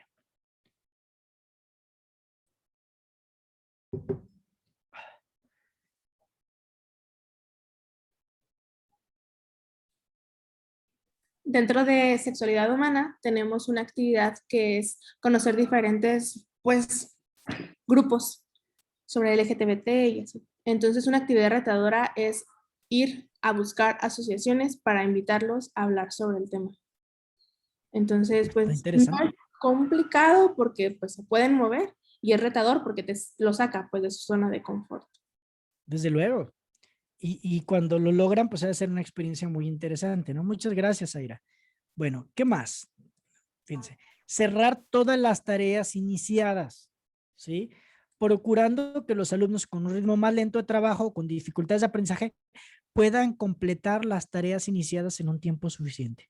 Porque muchas veces algo que hacemos, y aquí sodomizamos pedagógicamente a los estudiantes, es pones una actividad y como llevas prisa, si ya la terminaron 2, 3, 4, que además son generalmente los 2, 3, 4 más destacados, bueno, ya sí, con los que terminaron, imagínense cómo queda en los otros alumnos. O sea, si vas a designar una actividad, dale el tiempo que se necesita, ¿sí? Porque de lo contrario, sigues reforzando a los que sí lo hicieron y sigues sodomizando pedagógicamente a los que no lo hacen. Yo lo sufrí mucho esto y no es fácil, ¿eh? Con este alumno que les decía, porque evidentemente él tenía desventajas, pero era una parte también de volverlo parte integral de todos, el a ver, terminamos juntos, iniciamos juntos, terminamos juntos, lo vamos a comentar, lo vamos a retroalimentar. Fíjense lo que dice, ¿no? Una tarea terminada con éxito motiva para realizar otra. Una tarea inacabada es un freno ante futuras tareas. Esto me gusta mucho. Vale mucho la pena tomarlo en cuenta, ¿sí? No hay que dejar cosas inconclusas. Hay que cerrarlas para que también se puedan aprender realmente. Porque no se trata de meter actividades por meterlas. Como a veces, pues dinámicas, hay que meter una dinámica. Sí, pero ¿cuál es el objetivo de esta actividad, de esta dinámica, de esta tarea? Tiene que tener un objetivo, ¿no? Dar retroalimentación frecuente sobre las tareas durante, terminando, corrigiendo errores, etcétera, ¿no? Proporcionando ayuda. ¿Qué se recomienda? Eliminar los peros y cambiarlos por las is. ¿Qué significa esto? Les explico. Oye, Ana, Ana Rosa, vi tu trabajo, está bien, pero, pues imagínense, ¿no? El pero anula todo lo demás. Sí está bien, pero esto y esto, pues ya le di en la torre, perdón, ¿no? Entonces, fíjense cómo cambia si yo le digo, oye, Ana Rosa, revisé tu actividad, revisé tu ensayo, tu reporte, me parece bien y recordé que un autor sugiere esto, ¿sí? Y me acordé de esto y te recomiendo que lo... Y se le podría agregar esto. Fíjense cómo cambia el pero por el y. Porque el pero discute, el y acepta. ¿Se fijan? Y entonces esta forma de retroalimentar, que este pequeño cambio va a transformar la forma en la que se percibe la retroalimentación. Una de las palabras que más daño hace en el español es el pero. Sí, muy interesante tu currículum, aquí déjanoslo, pero nosotros te llamamos. ¿Y qué sabemos que significa esto, no? Pues ya valió, ¿verdad? Entonces, el pero discute, la I acepta, y hay que usarlo en la retroalimentación. Fortalecer el autoconcepto, déjenme ver cómo andamos de tiempo. Está bien. Fortalecer, si quieren que voy muy rápido, etcétera, me dicen, ¿eh? Lo que pasa es que les digo que tenemos aquí al ratito esta actividad y me cambió un poco el esquema que tenía el día de hoy, nos avisaron apenas ayer. Fortalecer el autoconcepto académico para ayudar a superar las tensiones que implica la continua exposición a situaciones de éxito y fracaso. Por ejemplo, voy a hablar nada más de algunas. Relativizar tanto el éxito como el fracaso. Ni inflarse ni hundirse más de lo necesario, ¿sí? Entonces hay actividades o hay cosas que no son tan graves. Por ejemplo, aquí entra, acuérdense que el error o el fracaso es parte del aprendizaje. Todos fuimos malos en algo para después ser mejores. Y si nosotros como docentes condenamos el fracaso o el error, estamos haciéndole mucho daño a nuestros aprendices, a nuestros estudiantes. Si en cambio les enseñamos que el error es parte del aprendizaje, no les va a dar miedo a equivocarse y eso les va a permitir aprender más. Dice Tal Ben-Shahar, un psicólogo de Harvard, dice, es que si tú no has tenido el éxito necesario, es porque te ha hecho fracasar más. El fracaso no es contrario al logro. El fracaso es parte de la conquista del logro. Y si educamos en la pedagogía del error, les vamos a ayudar mucho a nuestros estudiantes. Yo veo a nivel licenciatura, que ya después de que me los mandan, que luego les pregunto a los alumnos, ¿tú qué piensas de esto?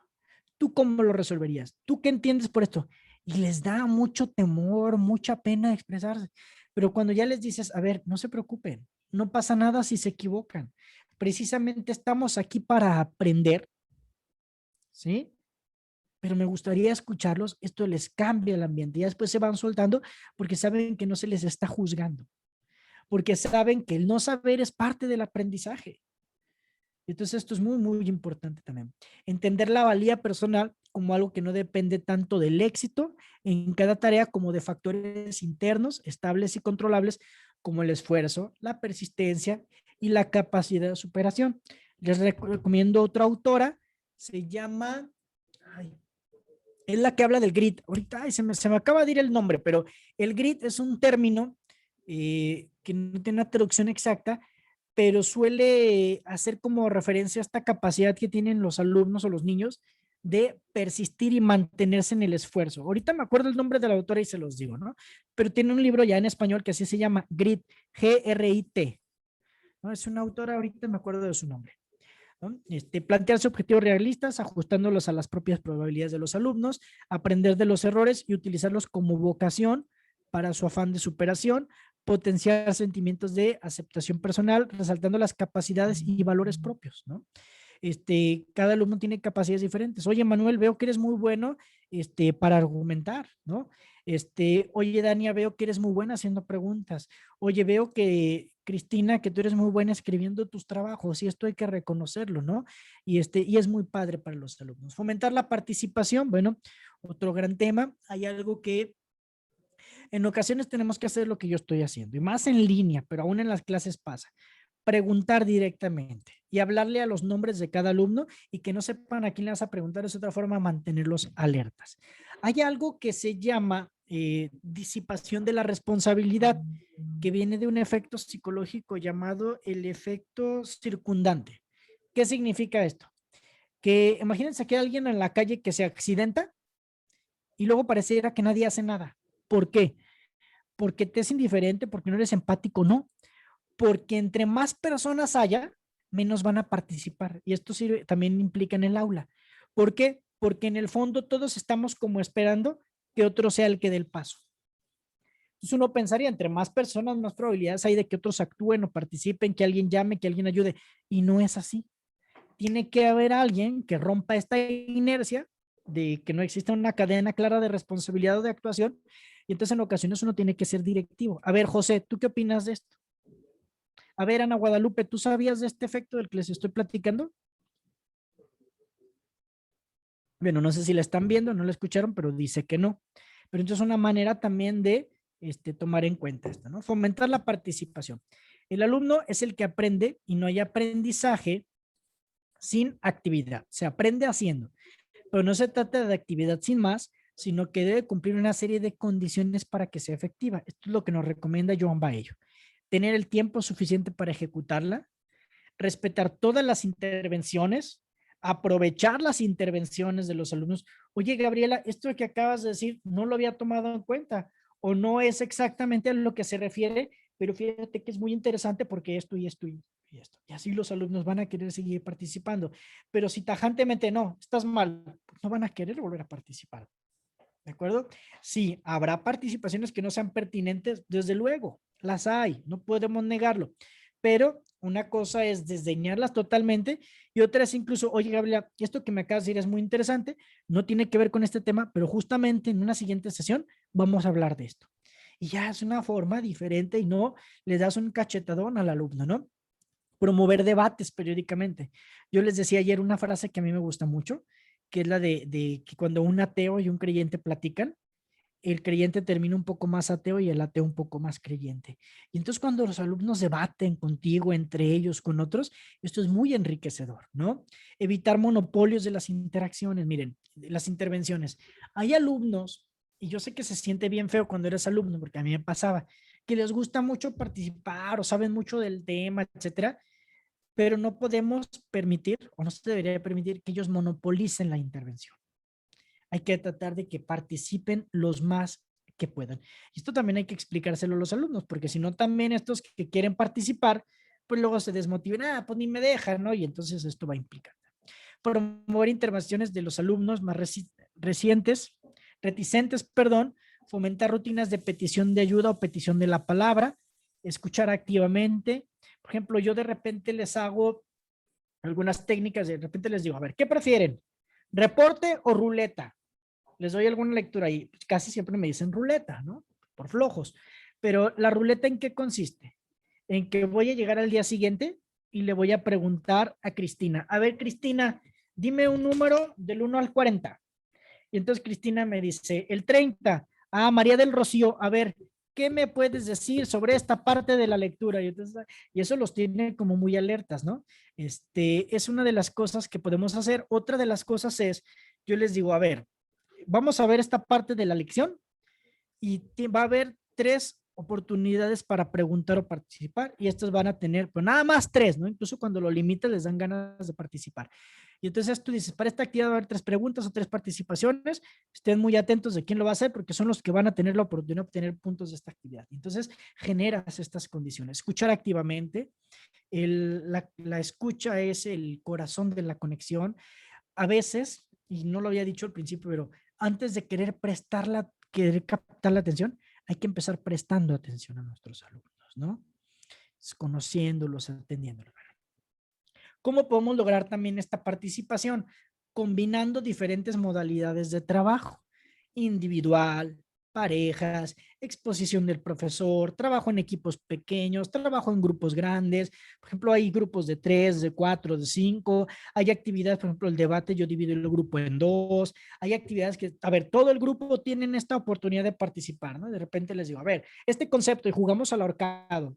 Y entre todos tienen que ponerse de acuerdo, ¿no? Y porque si uno pregunta mal, pues ya es un puntito del ahorcado y menos van a obtener oportunidad de ganarlo, ¿no? Entonces hay actividades para todo el grupo, exposición de los alumnos, actividades mixtas, pero si nosotros combinamos diferentes modalidades de trabajo, esto va a generar una mayor participación de los diferentes tipos de alumnos, ¿no? El juego es algo también que le encanta al cerebro. ¿Cómo le gusta aprender al cerebro? Bueno, aquí algunas neuroclaves dirían, aunque no me gusta hablar así, porque luego hay mucha neurodesinformación, ¿no? Ya todo le ponen neuro, ¿verdad? Pero bueno, ¿qué le gusta al cerebro? Ay, ay, ay, ay, ay, ay, ay. La sorpresa a nuestro cerebro y es una forma maravillosa de captar la atención. De repente yo les digo, a ver, el día de hoy vamos a tener, esto no es para esto, pero me va a servir de ejemplo. Vamos a tener 2 invitados, ¿no? Que me van a ayudar a explicar este tema. Y salgo yo con mi elefante y mi vaquerito que por aquí anda, ¿verdad? Y entonces ya de repente es la sorpresa, ¿no? Y aquí ya tengo ayudantes y les digo, esta vez no voy a dar yo solo la clase. Ah, caray, como sí, tenemos eso y saco la caja, ¿no? Y entonces son formas de mantenerlos atentos y de despertar la curiosidad de nuestros alumnos, sorprendiéndolos con un dato, con una pregunta, con un video, una foto, una canción, un suceso. Tenemos muchas opciones.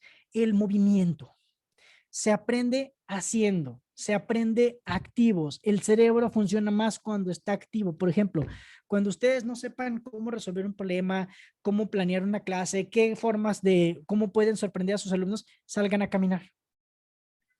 Y esto nos ayuda, tiene que ver un poco con lo que yo les decía cuando nos sentamos donde mismo. ¿Sí? El cerebro cuando caminamos se activa algo que se llama estado de concentración multifocal. Y entonces el cerebro va a estar prestando más atención, ¿no? Y entonces se van a activar otras áreas. Entonces, la sorpresa es maravillosa, el movimiento es maravilloso. Hacer que se muevan. El aprendizaje está ligado al movimiento, ¿sí? Las habilidades cognitivas, pensamiento, memoria, concentración, atención, están vinculadas a la sensación, pero también a lo motor, al movimiento. Entonces, ¿qué podemos hacer para que nuestros alumnos se muevan? Puede ser alguna actividad, algún juego, un estiramiento, etcétera, pero esto va a contribuir a que el alumno aprenda mejor. Cuando hay sorpresa, hay curiosidad. Cuando hay curiosidad, hay deseo, porque hay estímulo, hay voluntad de saber y por lo tanto hay acción, ¿sí? Fíjense, los procesos mentales tienen que ver con las mismas áreas, tanto de las funciones cognitivas como de las funciones motrices o motoras. Si nosotros ayudamos a que nuestros alumnos se muevan, esto va a favorecer el aprendizaje. ¿Qué más cosas le gustan al cerebro? La diversidad. Combinar diferentes tipos de actividades. Ok, una parte de la clase o una clase yo voy a dar la clase. En otra parte vamos a resolver un crucigrama. En otra vamos a analizar este video. En otra vamos a debatir. Entre más diversidad haya de actividades, nuestro cerebro va a estar más estimulado. También aquí entra la multisensorialidad. Entre más sentidos podamos involucrar en el aprendizaje, mejor. Miren, por ejemplo, yo hubo una lección que daba cuando hablábamos en metodología de investigación, cuando hablábamos de las teorías y de la ciencia. Yo lo que hacía era, llevaba una caja, así como de zapatos, pero le hacía hoyos, como cuando uno mete un animalito para que respire. Y adentro tenía un pollito de esos, no sé cuántos pollitos que les das cuerda y como que brincan. Y luego tenía una grabación del piar. Entonces de repente le pedí a alguien que cuando estaba explicando me llevara la caja. Y entonces llevaban la caja y se movía, pues tenían los hoyos, ¿era qué traía ahí? Luego se movía porque el pollito tenía cuerda. Y luego de repente se oía y todos, pues, ¿qué traía en esa caja? ¿Por qué traía un pajarito el profe, no? Etcétera. ¿Por qué traía un pollito? Y ya de repente era porque estaba explicando la teoría, que era una teoría. Y yo usaba el ejemplo de la teoría de la evolución de Darwin. Y les explicaba, pues, que son profesores de biología o demás, de cómo él, observando a los pinzones en las Islas Galápagos, cómo cambiaba el pico de una isla a otra de acuerdo al alimento que consumían, cómo Darwin fue descubriendo o describiendo esta teoría de la evolución, de la adaptación. Y entonces al final, luego les daba un pajarito de peluche para que lo tocaran, veían la caja, escuchaban el piar, yo se los explicaba y al final de la lección, ¿saben qué hacía? Les daba un pollito de chocolate. Así también lo probaban. Entonces veían, tocaban, escuchaban y probaban. Entonces ya se les queda grabado porque, sí, la vez del pollito, ¿no? Luego lo asociaban al estímulo. En otro, cuando hablamos de las emociones con mis alumnos, yo al final les daba un bombón de chocolate, ¿no? Entonces ya dependiendo de la lección, les puedes dar hasta algo de comer como parte de la didáctica. No nomás es hacerlo por hacerlo, tiene que tener un objetivo. Pero entre mayor multisensorialidad generemos, ¿por qué creen que yo soy tanto de estas cositas? Porque aunque no lo crean, ayudan. Bueno, al menos eso he leído, ¿verdad? Espero implementarlas bien y que sirvan. Pero ya es, sí, la red, la gasolina. Entonces ya ustedes a través de estas dos imágenes concretas, ya saben, captar la atención y mantenerla.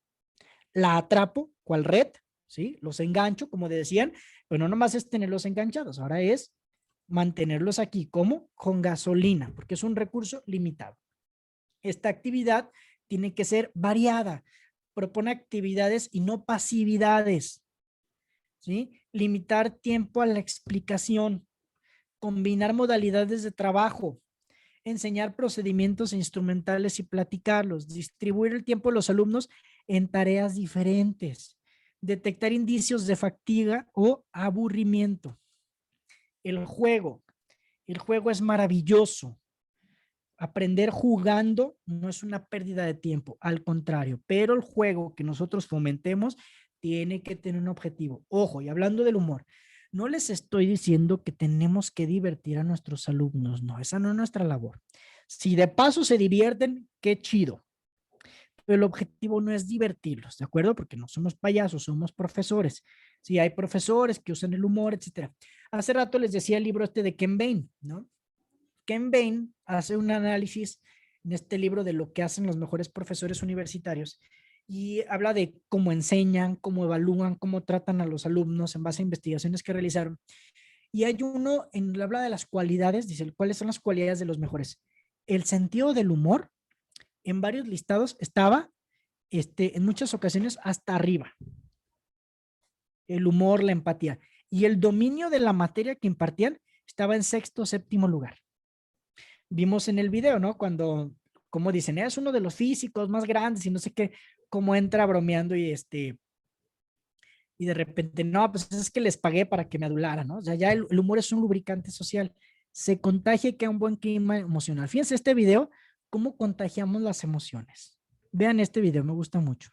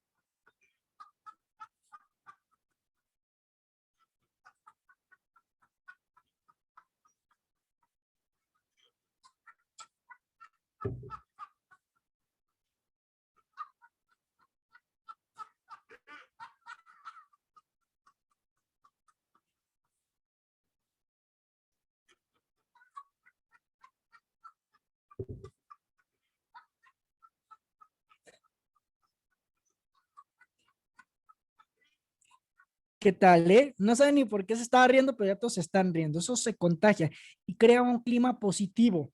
Cuando yo me río, me relajo, respiro y se crea un mejor ambiente. Insisto, no se trata de contarles chistes, pero de repente eso crea un buen clima con los alumnos y es muy útil, ¿no? Por ejemplo, yo el otro día, y fue algo muy chistoso porque estaba yo aquí en mi oficina en el SEMS y entró el compañero que nos ayuda con el tema del mantenimiento y la limpieza y estaba otro compañero ahí y ya de repente terminé la clase, que voy a arruinar, ya no voy a poder decir este mal chiste, ¿verdad? Pero ya terminamos la clase y bueno, pues como dijo mi ex, hasta aquí llegamos, ¿no? Y todos empezaron a reír, hasta el chico que entró a limpiar y todo y así como, ah, ¿no? Y entonces luego se crea un buen ambiente con los alumnos, ¿no? Que insisto, no es hacerte los amigos, ni mucho menos, pero sí utilizar esto algo sencillo para mejorarlo. Jugar no es un descanso del aprendizaje, no es una pérdida de tiempo, es un aprendizaje en sí mismo, un aprendizaje interminable, encantador, profundo, atractivo y práctico. Se aprende haciendo y también se aprende jugando. Y el aprendizaje que se hace jugando es un aprendizaje muy entretenido, pero sobre todo muy profundo. Vale la pena que exploremos el aprendizaje a través del juego y no solamente con los niños. El sentido que ya hemos estado platicando, ¿qué sentido tiene que yo aprenda física, matemáticas, biología, psicología, etcétera, ¿no? Hablarles de lo pertinente que es lo que estamos viendo. Y las narrativas. Al cerebro le gustan las narrativas. ¿Se acuerdan de estos profesores, por ejemplo, en primaria o en preescolar, que eran muy buenos para irnos llevando como si te contaran un cuento? O sea, esto es maravilloso, al cerebro le gusta mucho porque le da sentido y le ayuda a que las cosas se queden grabadas. Hay que crear narrativas de lo que estamos contando y esto es muy, muy útil. Si queremos aprendizajes significativos en nuestros alumnos, debemos hacerlo desde la relevancia, desde los para qué, desde el por qué. Una cosa más, y que ya la había mencionado, es la cooperación. Y las disonancias, las cosas raras, los datos difíciles, los datos extraños, etcétera, le llaman mucho la atención a los alumnos y podemos captar su atención. O sea, ponles un caso muy raro, a ver, ¿por qué crees que pasó esto? Y entonces los alumnos van a saber cómo van a hacer un esfuerzo intelectual. Incluso les puedes decir, a ver, van a sacar el celular y les voy a dar 5 minutos para que averigüen todo lo que puedan de esto. Entonces, fíjense cómo ahí este celular que se convertía en un distractor puede ayudar y entonces les das los minutos, 10 minutos para que, a ver, ¿qué investigaron? Y entonces ya se convirtió en una herramienta útil, ¿no? Los cerebros están mucho más activos cuando trabajan unos con otros interconectados. Hay que generar esta interconexión. Los maestros deben comunicar que el fracaso en una tarea no se deba a la falta de capacidad. ¿Sí? Eso es importante. Es necesario que exista el gozo intelectual en la educación tradicional. El placer parecería que estaba reñido con el hecho de aprender. Había que aprender desde el dolor, desde el sufrimiento y ahora estamos conectando con todo lo contrario. Ya se sabe que, ¿cómo era? La letra con sangre entra, ¿se acuerdan? Ahora ya sabemos que eso es contraproducente porque a lo mejor les entra en ese momento para el examen, pero se convertían en falsos aprendizajes o falsas memorias, porque pasaba el examen y ya no sabían nada. En cambio, cuando aprendimos desde el asombro, desde el gozo, esto sí se queda grabado. Entonces, bueno, los contenidos. Una recomendación para los contenidos. que tengan aire. ¿Qué significa que tengan aire? Que sean asombrosos, importantes y relevantes. Esto me gusta mucho, ¿no? A ver, este tema, ¿cuál es lo más asombroso de este tema que tengo que impartir el programa? ¿Cuáles son los datos o la información más importante que hay de esto? ¿Y qué es lo relevante para los alumnos de este tema? ¿Qué tiene que ver con ellos? ¿Cómo se puede vincular a sus vidas? ¿Cómo les puede servir? Entonces, aire, esta formulita a mí me gusta mucho. Denle aire a sus contenidos. Si nos tratan como números, es difícil que respondamos como personas. Cierro con este porque aquí hay un video que me gusta, dice. Hablando del interés, pregúntate, ¿es tu clase interesante? ¿Muy interesante? ¿Poco interesante? ¿Se les hace cortísima a los alumnos o se les hace interminable? Acuérdense, para que tu mensaje sea memorable no tienes que hacerlo eterno. Lo bueno si es breve es 2 veces bueno, decían por ahí, ¿no? Menos es más en diseño y en educación también. Van a decir, ay, Diego, pues tú nos estás metiendo un montón de cosas. Sí, pero ustedes ya están en otro nivel, ¿verdad? Por eso lo estoy haciendo a propósito. No es culpa de la asignatura. Toda asignatura, podemos hacerla interesante. Y no me refiero, insisto, a divertir a los alumnos. Fíjense, no hay pretexto. Vean este video de este profesor de física y lo que dice.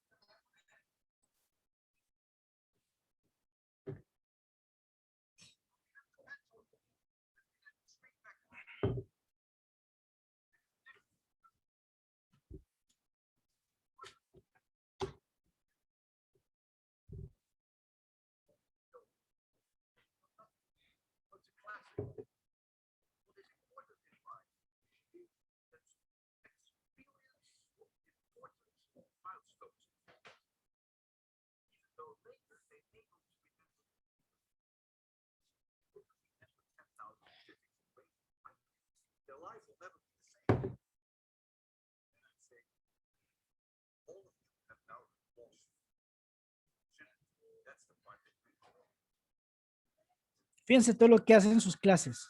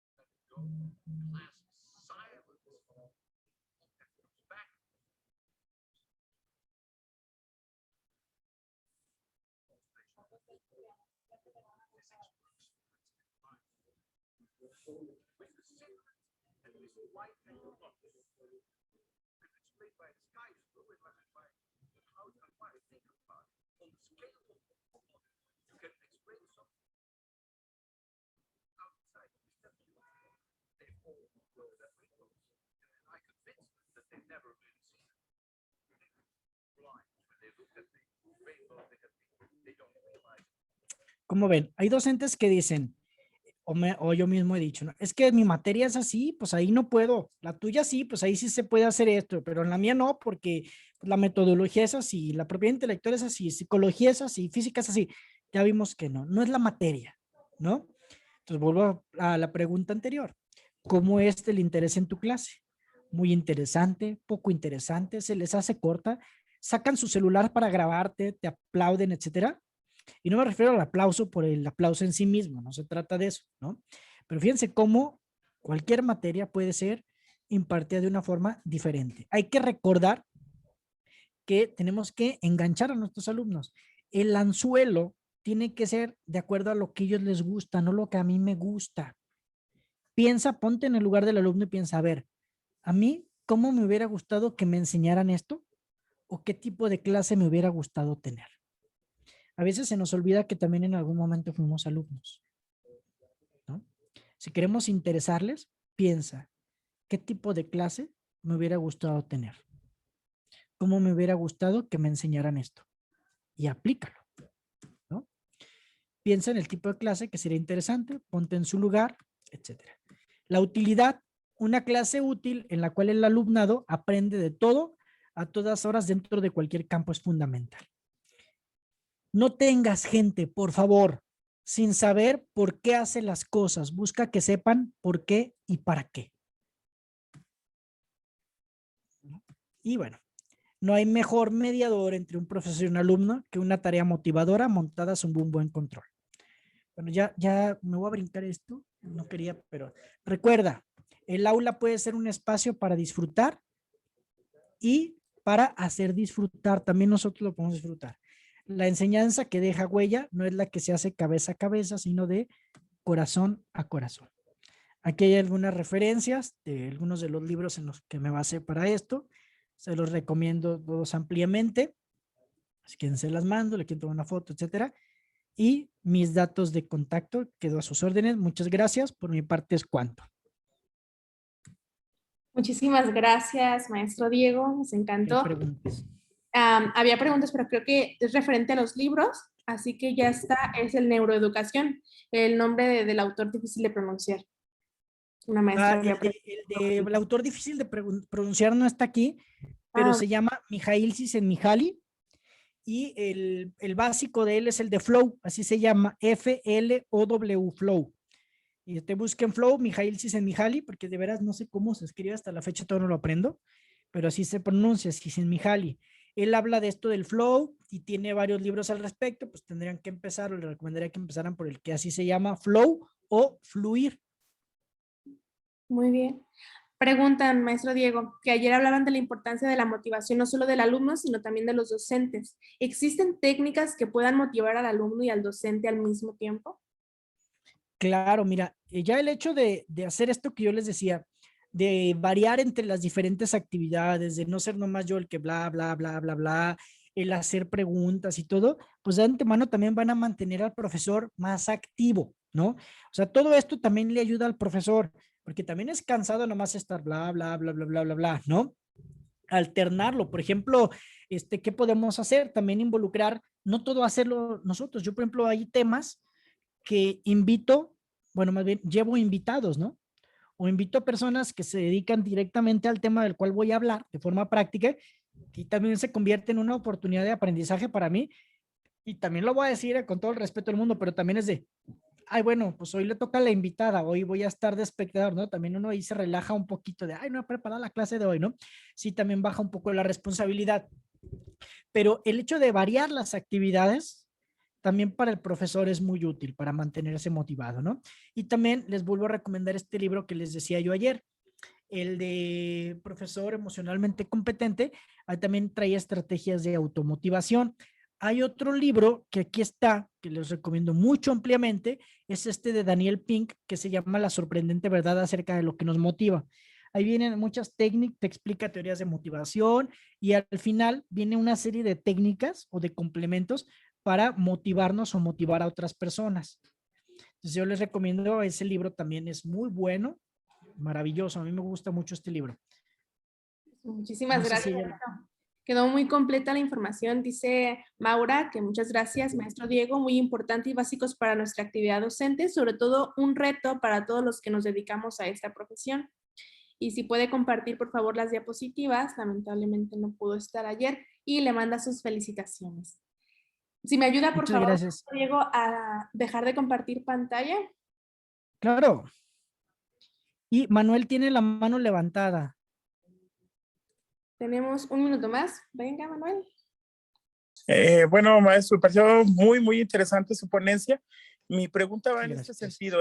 Por la región donde vivimos, prácticamente nos es imposible trabajar por Zoom o Meeting, las reuniones. Y básicamente estamos trabajando con nuestros alumnos vía WhatsApp. Entonces es muy complicado, no hemos encontrado la forma de mantener la atención y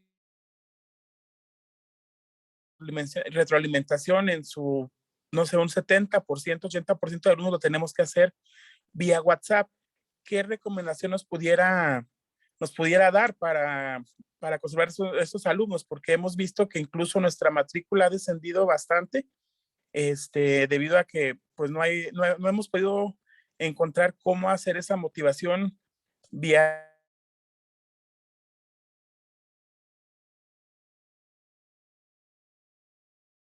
Ok, mira, ahí hay un texto que estaba en las recomendaciones y yo te puedo mandar, si quieres, hay unos formatos que tienen que ver con esto del desempeño y el avance de los estudiantes, que viene en un texto de John Baello que se llama, ese no está aquí en la bibliografía, pero también ahí es el de resolución de conflictos en el aula, si mal no recuerdo, y ahí vienen unos formatos como para ir midiendo el avance. Hay algunas herramientas que ayudan a que el alumno vaya como registrando este avance, porque si no, si los seres humanos no recibimos retroalimentación directa o indirecta, lo más probable es que vamos a abandonar la actividad. Por eso la gente va al gimnasio y abandona porque desde el primer día pues no se ve como el resultado, ¿no? La retroalimentación es importante. Otra, si es por WhatsApp, yo lo que te recomendaría es mándales un audio, porque luego el texto es medio impersonal y ya el audio es más personal y es un poco más significativo, ¿no? Al menos a lo que tenemos al alcance. Y déjame buscar, te mando estos archivos de formatos que pueden ir ayudando a que el mismo alumno vaya verificando el avance.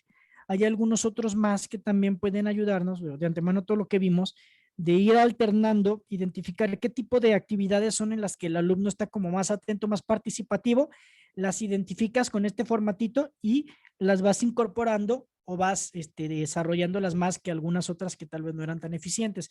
Podría ser lo que te puedo recomendar al respecto. Muchísimas gracias, maestro Diego. Pues hago lectura. Permítanme. Gracias, se nos acabó el tiempo, estamos limitados, pero muy, muy completa la información. Creo que como docentes y como orientadores, tutores, desde la función que tenemos, nos va a ayudar muchísimas cada una de las herramientas. Y bueno, hago lectura de la constancia. La Universidad de Guadalajara, a través del Sistema de Educación Media Superior, otorga la presente constancia al maestro Diego Ernesto Ruiz Navarro por haber impartido el taller La atención se gana y la motivación se mantiene en las jornadas de formación y actualización de orientadores educativos y tutores 2021, llevadas a cabo en la modalidad virtual los días 13, 14 y 15 de julio del año en curso. Atentamente piensa y trabaja. Muchísimas gracias. Un aplauso, en verdad, por todo. Sí, justamente ya terminamos. Muchas gracias. Sí, déjame desconecto. ¿Nos van a hacer llegar la liga para la asistencia? Sí, así es.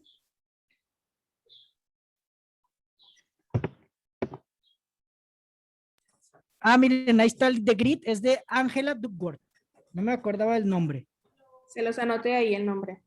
Perfecto. Ya lo Pues yo vimos, quedo a sus gracias. órdenes. Muchas gracias, fue un placer. Ahí está la liga de asistencia. Muchas gracias, Diego, maestro Diego. Muchas gracias, maestro. Gracias, maestro.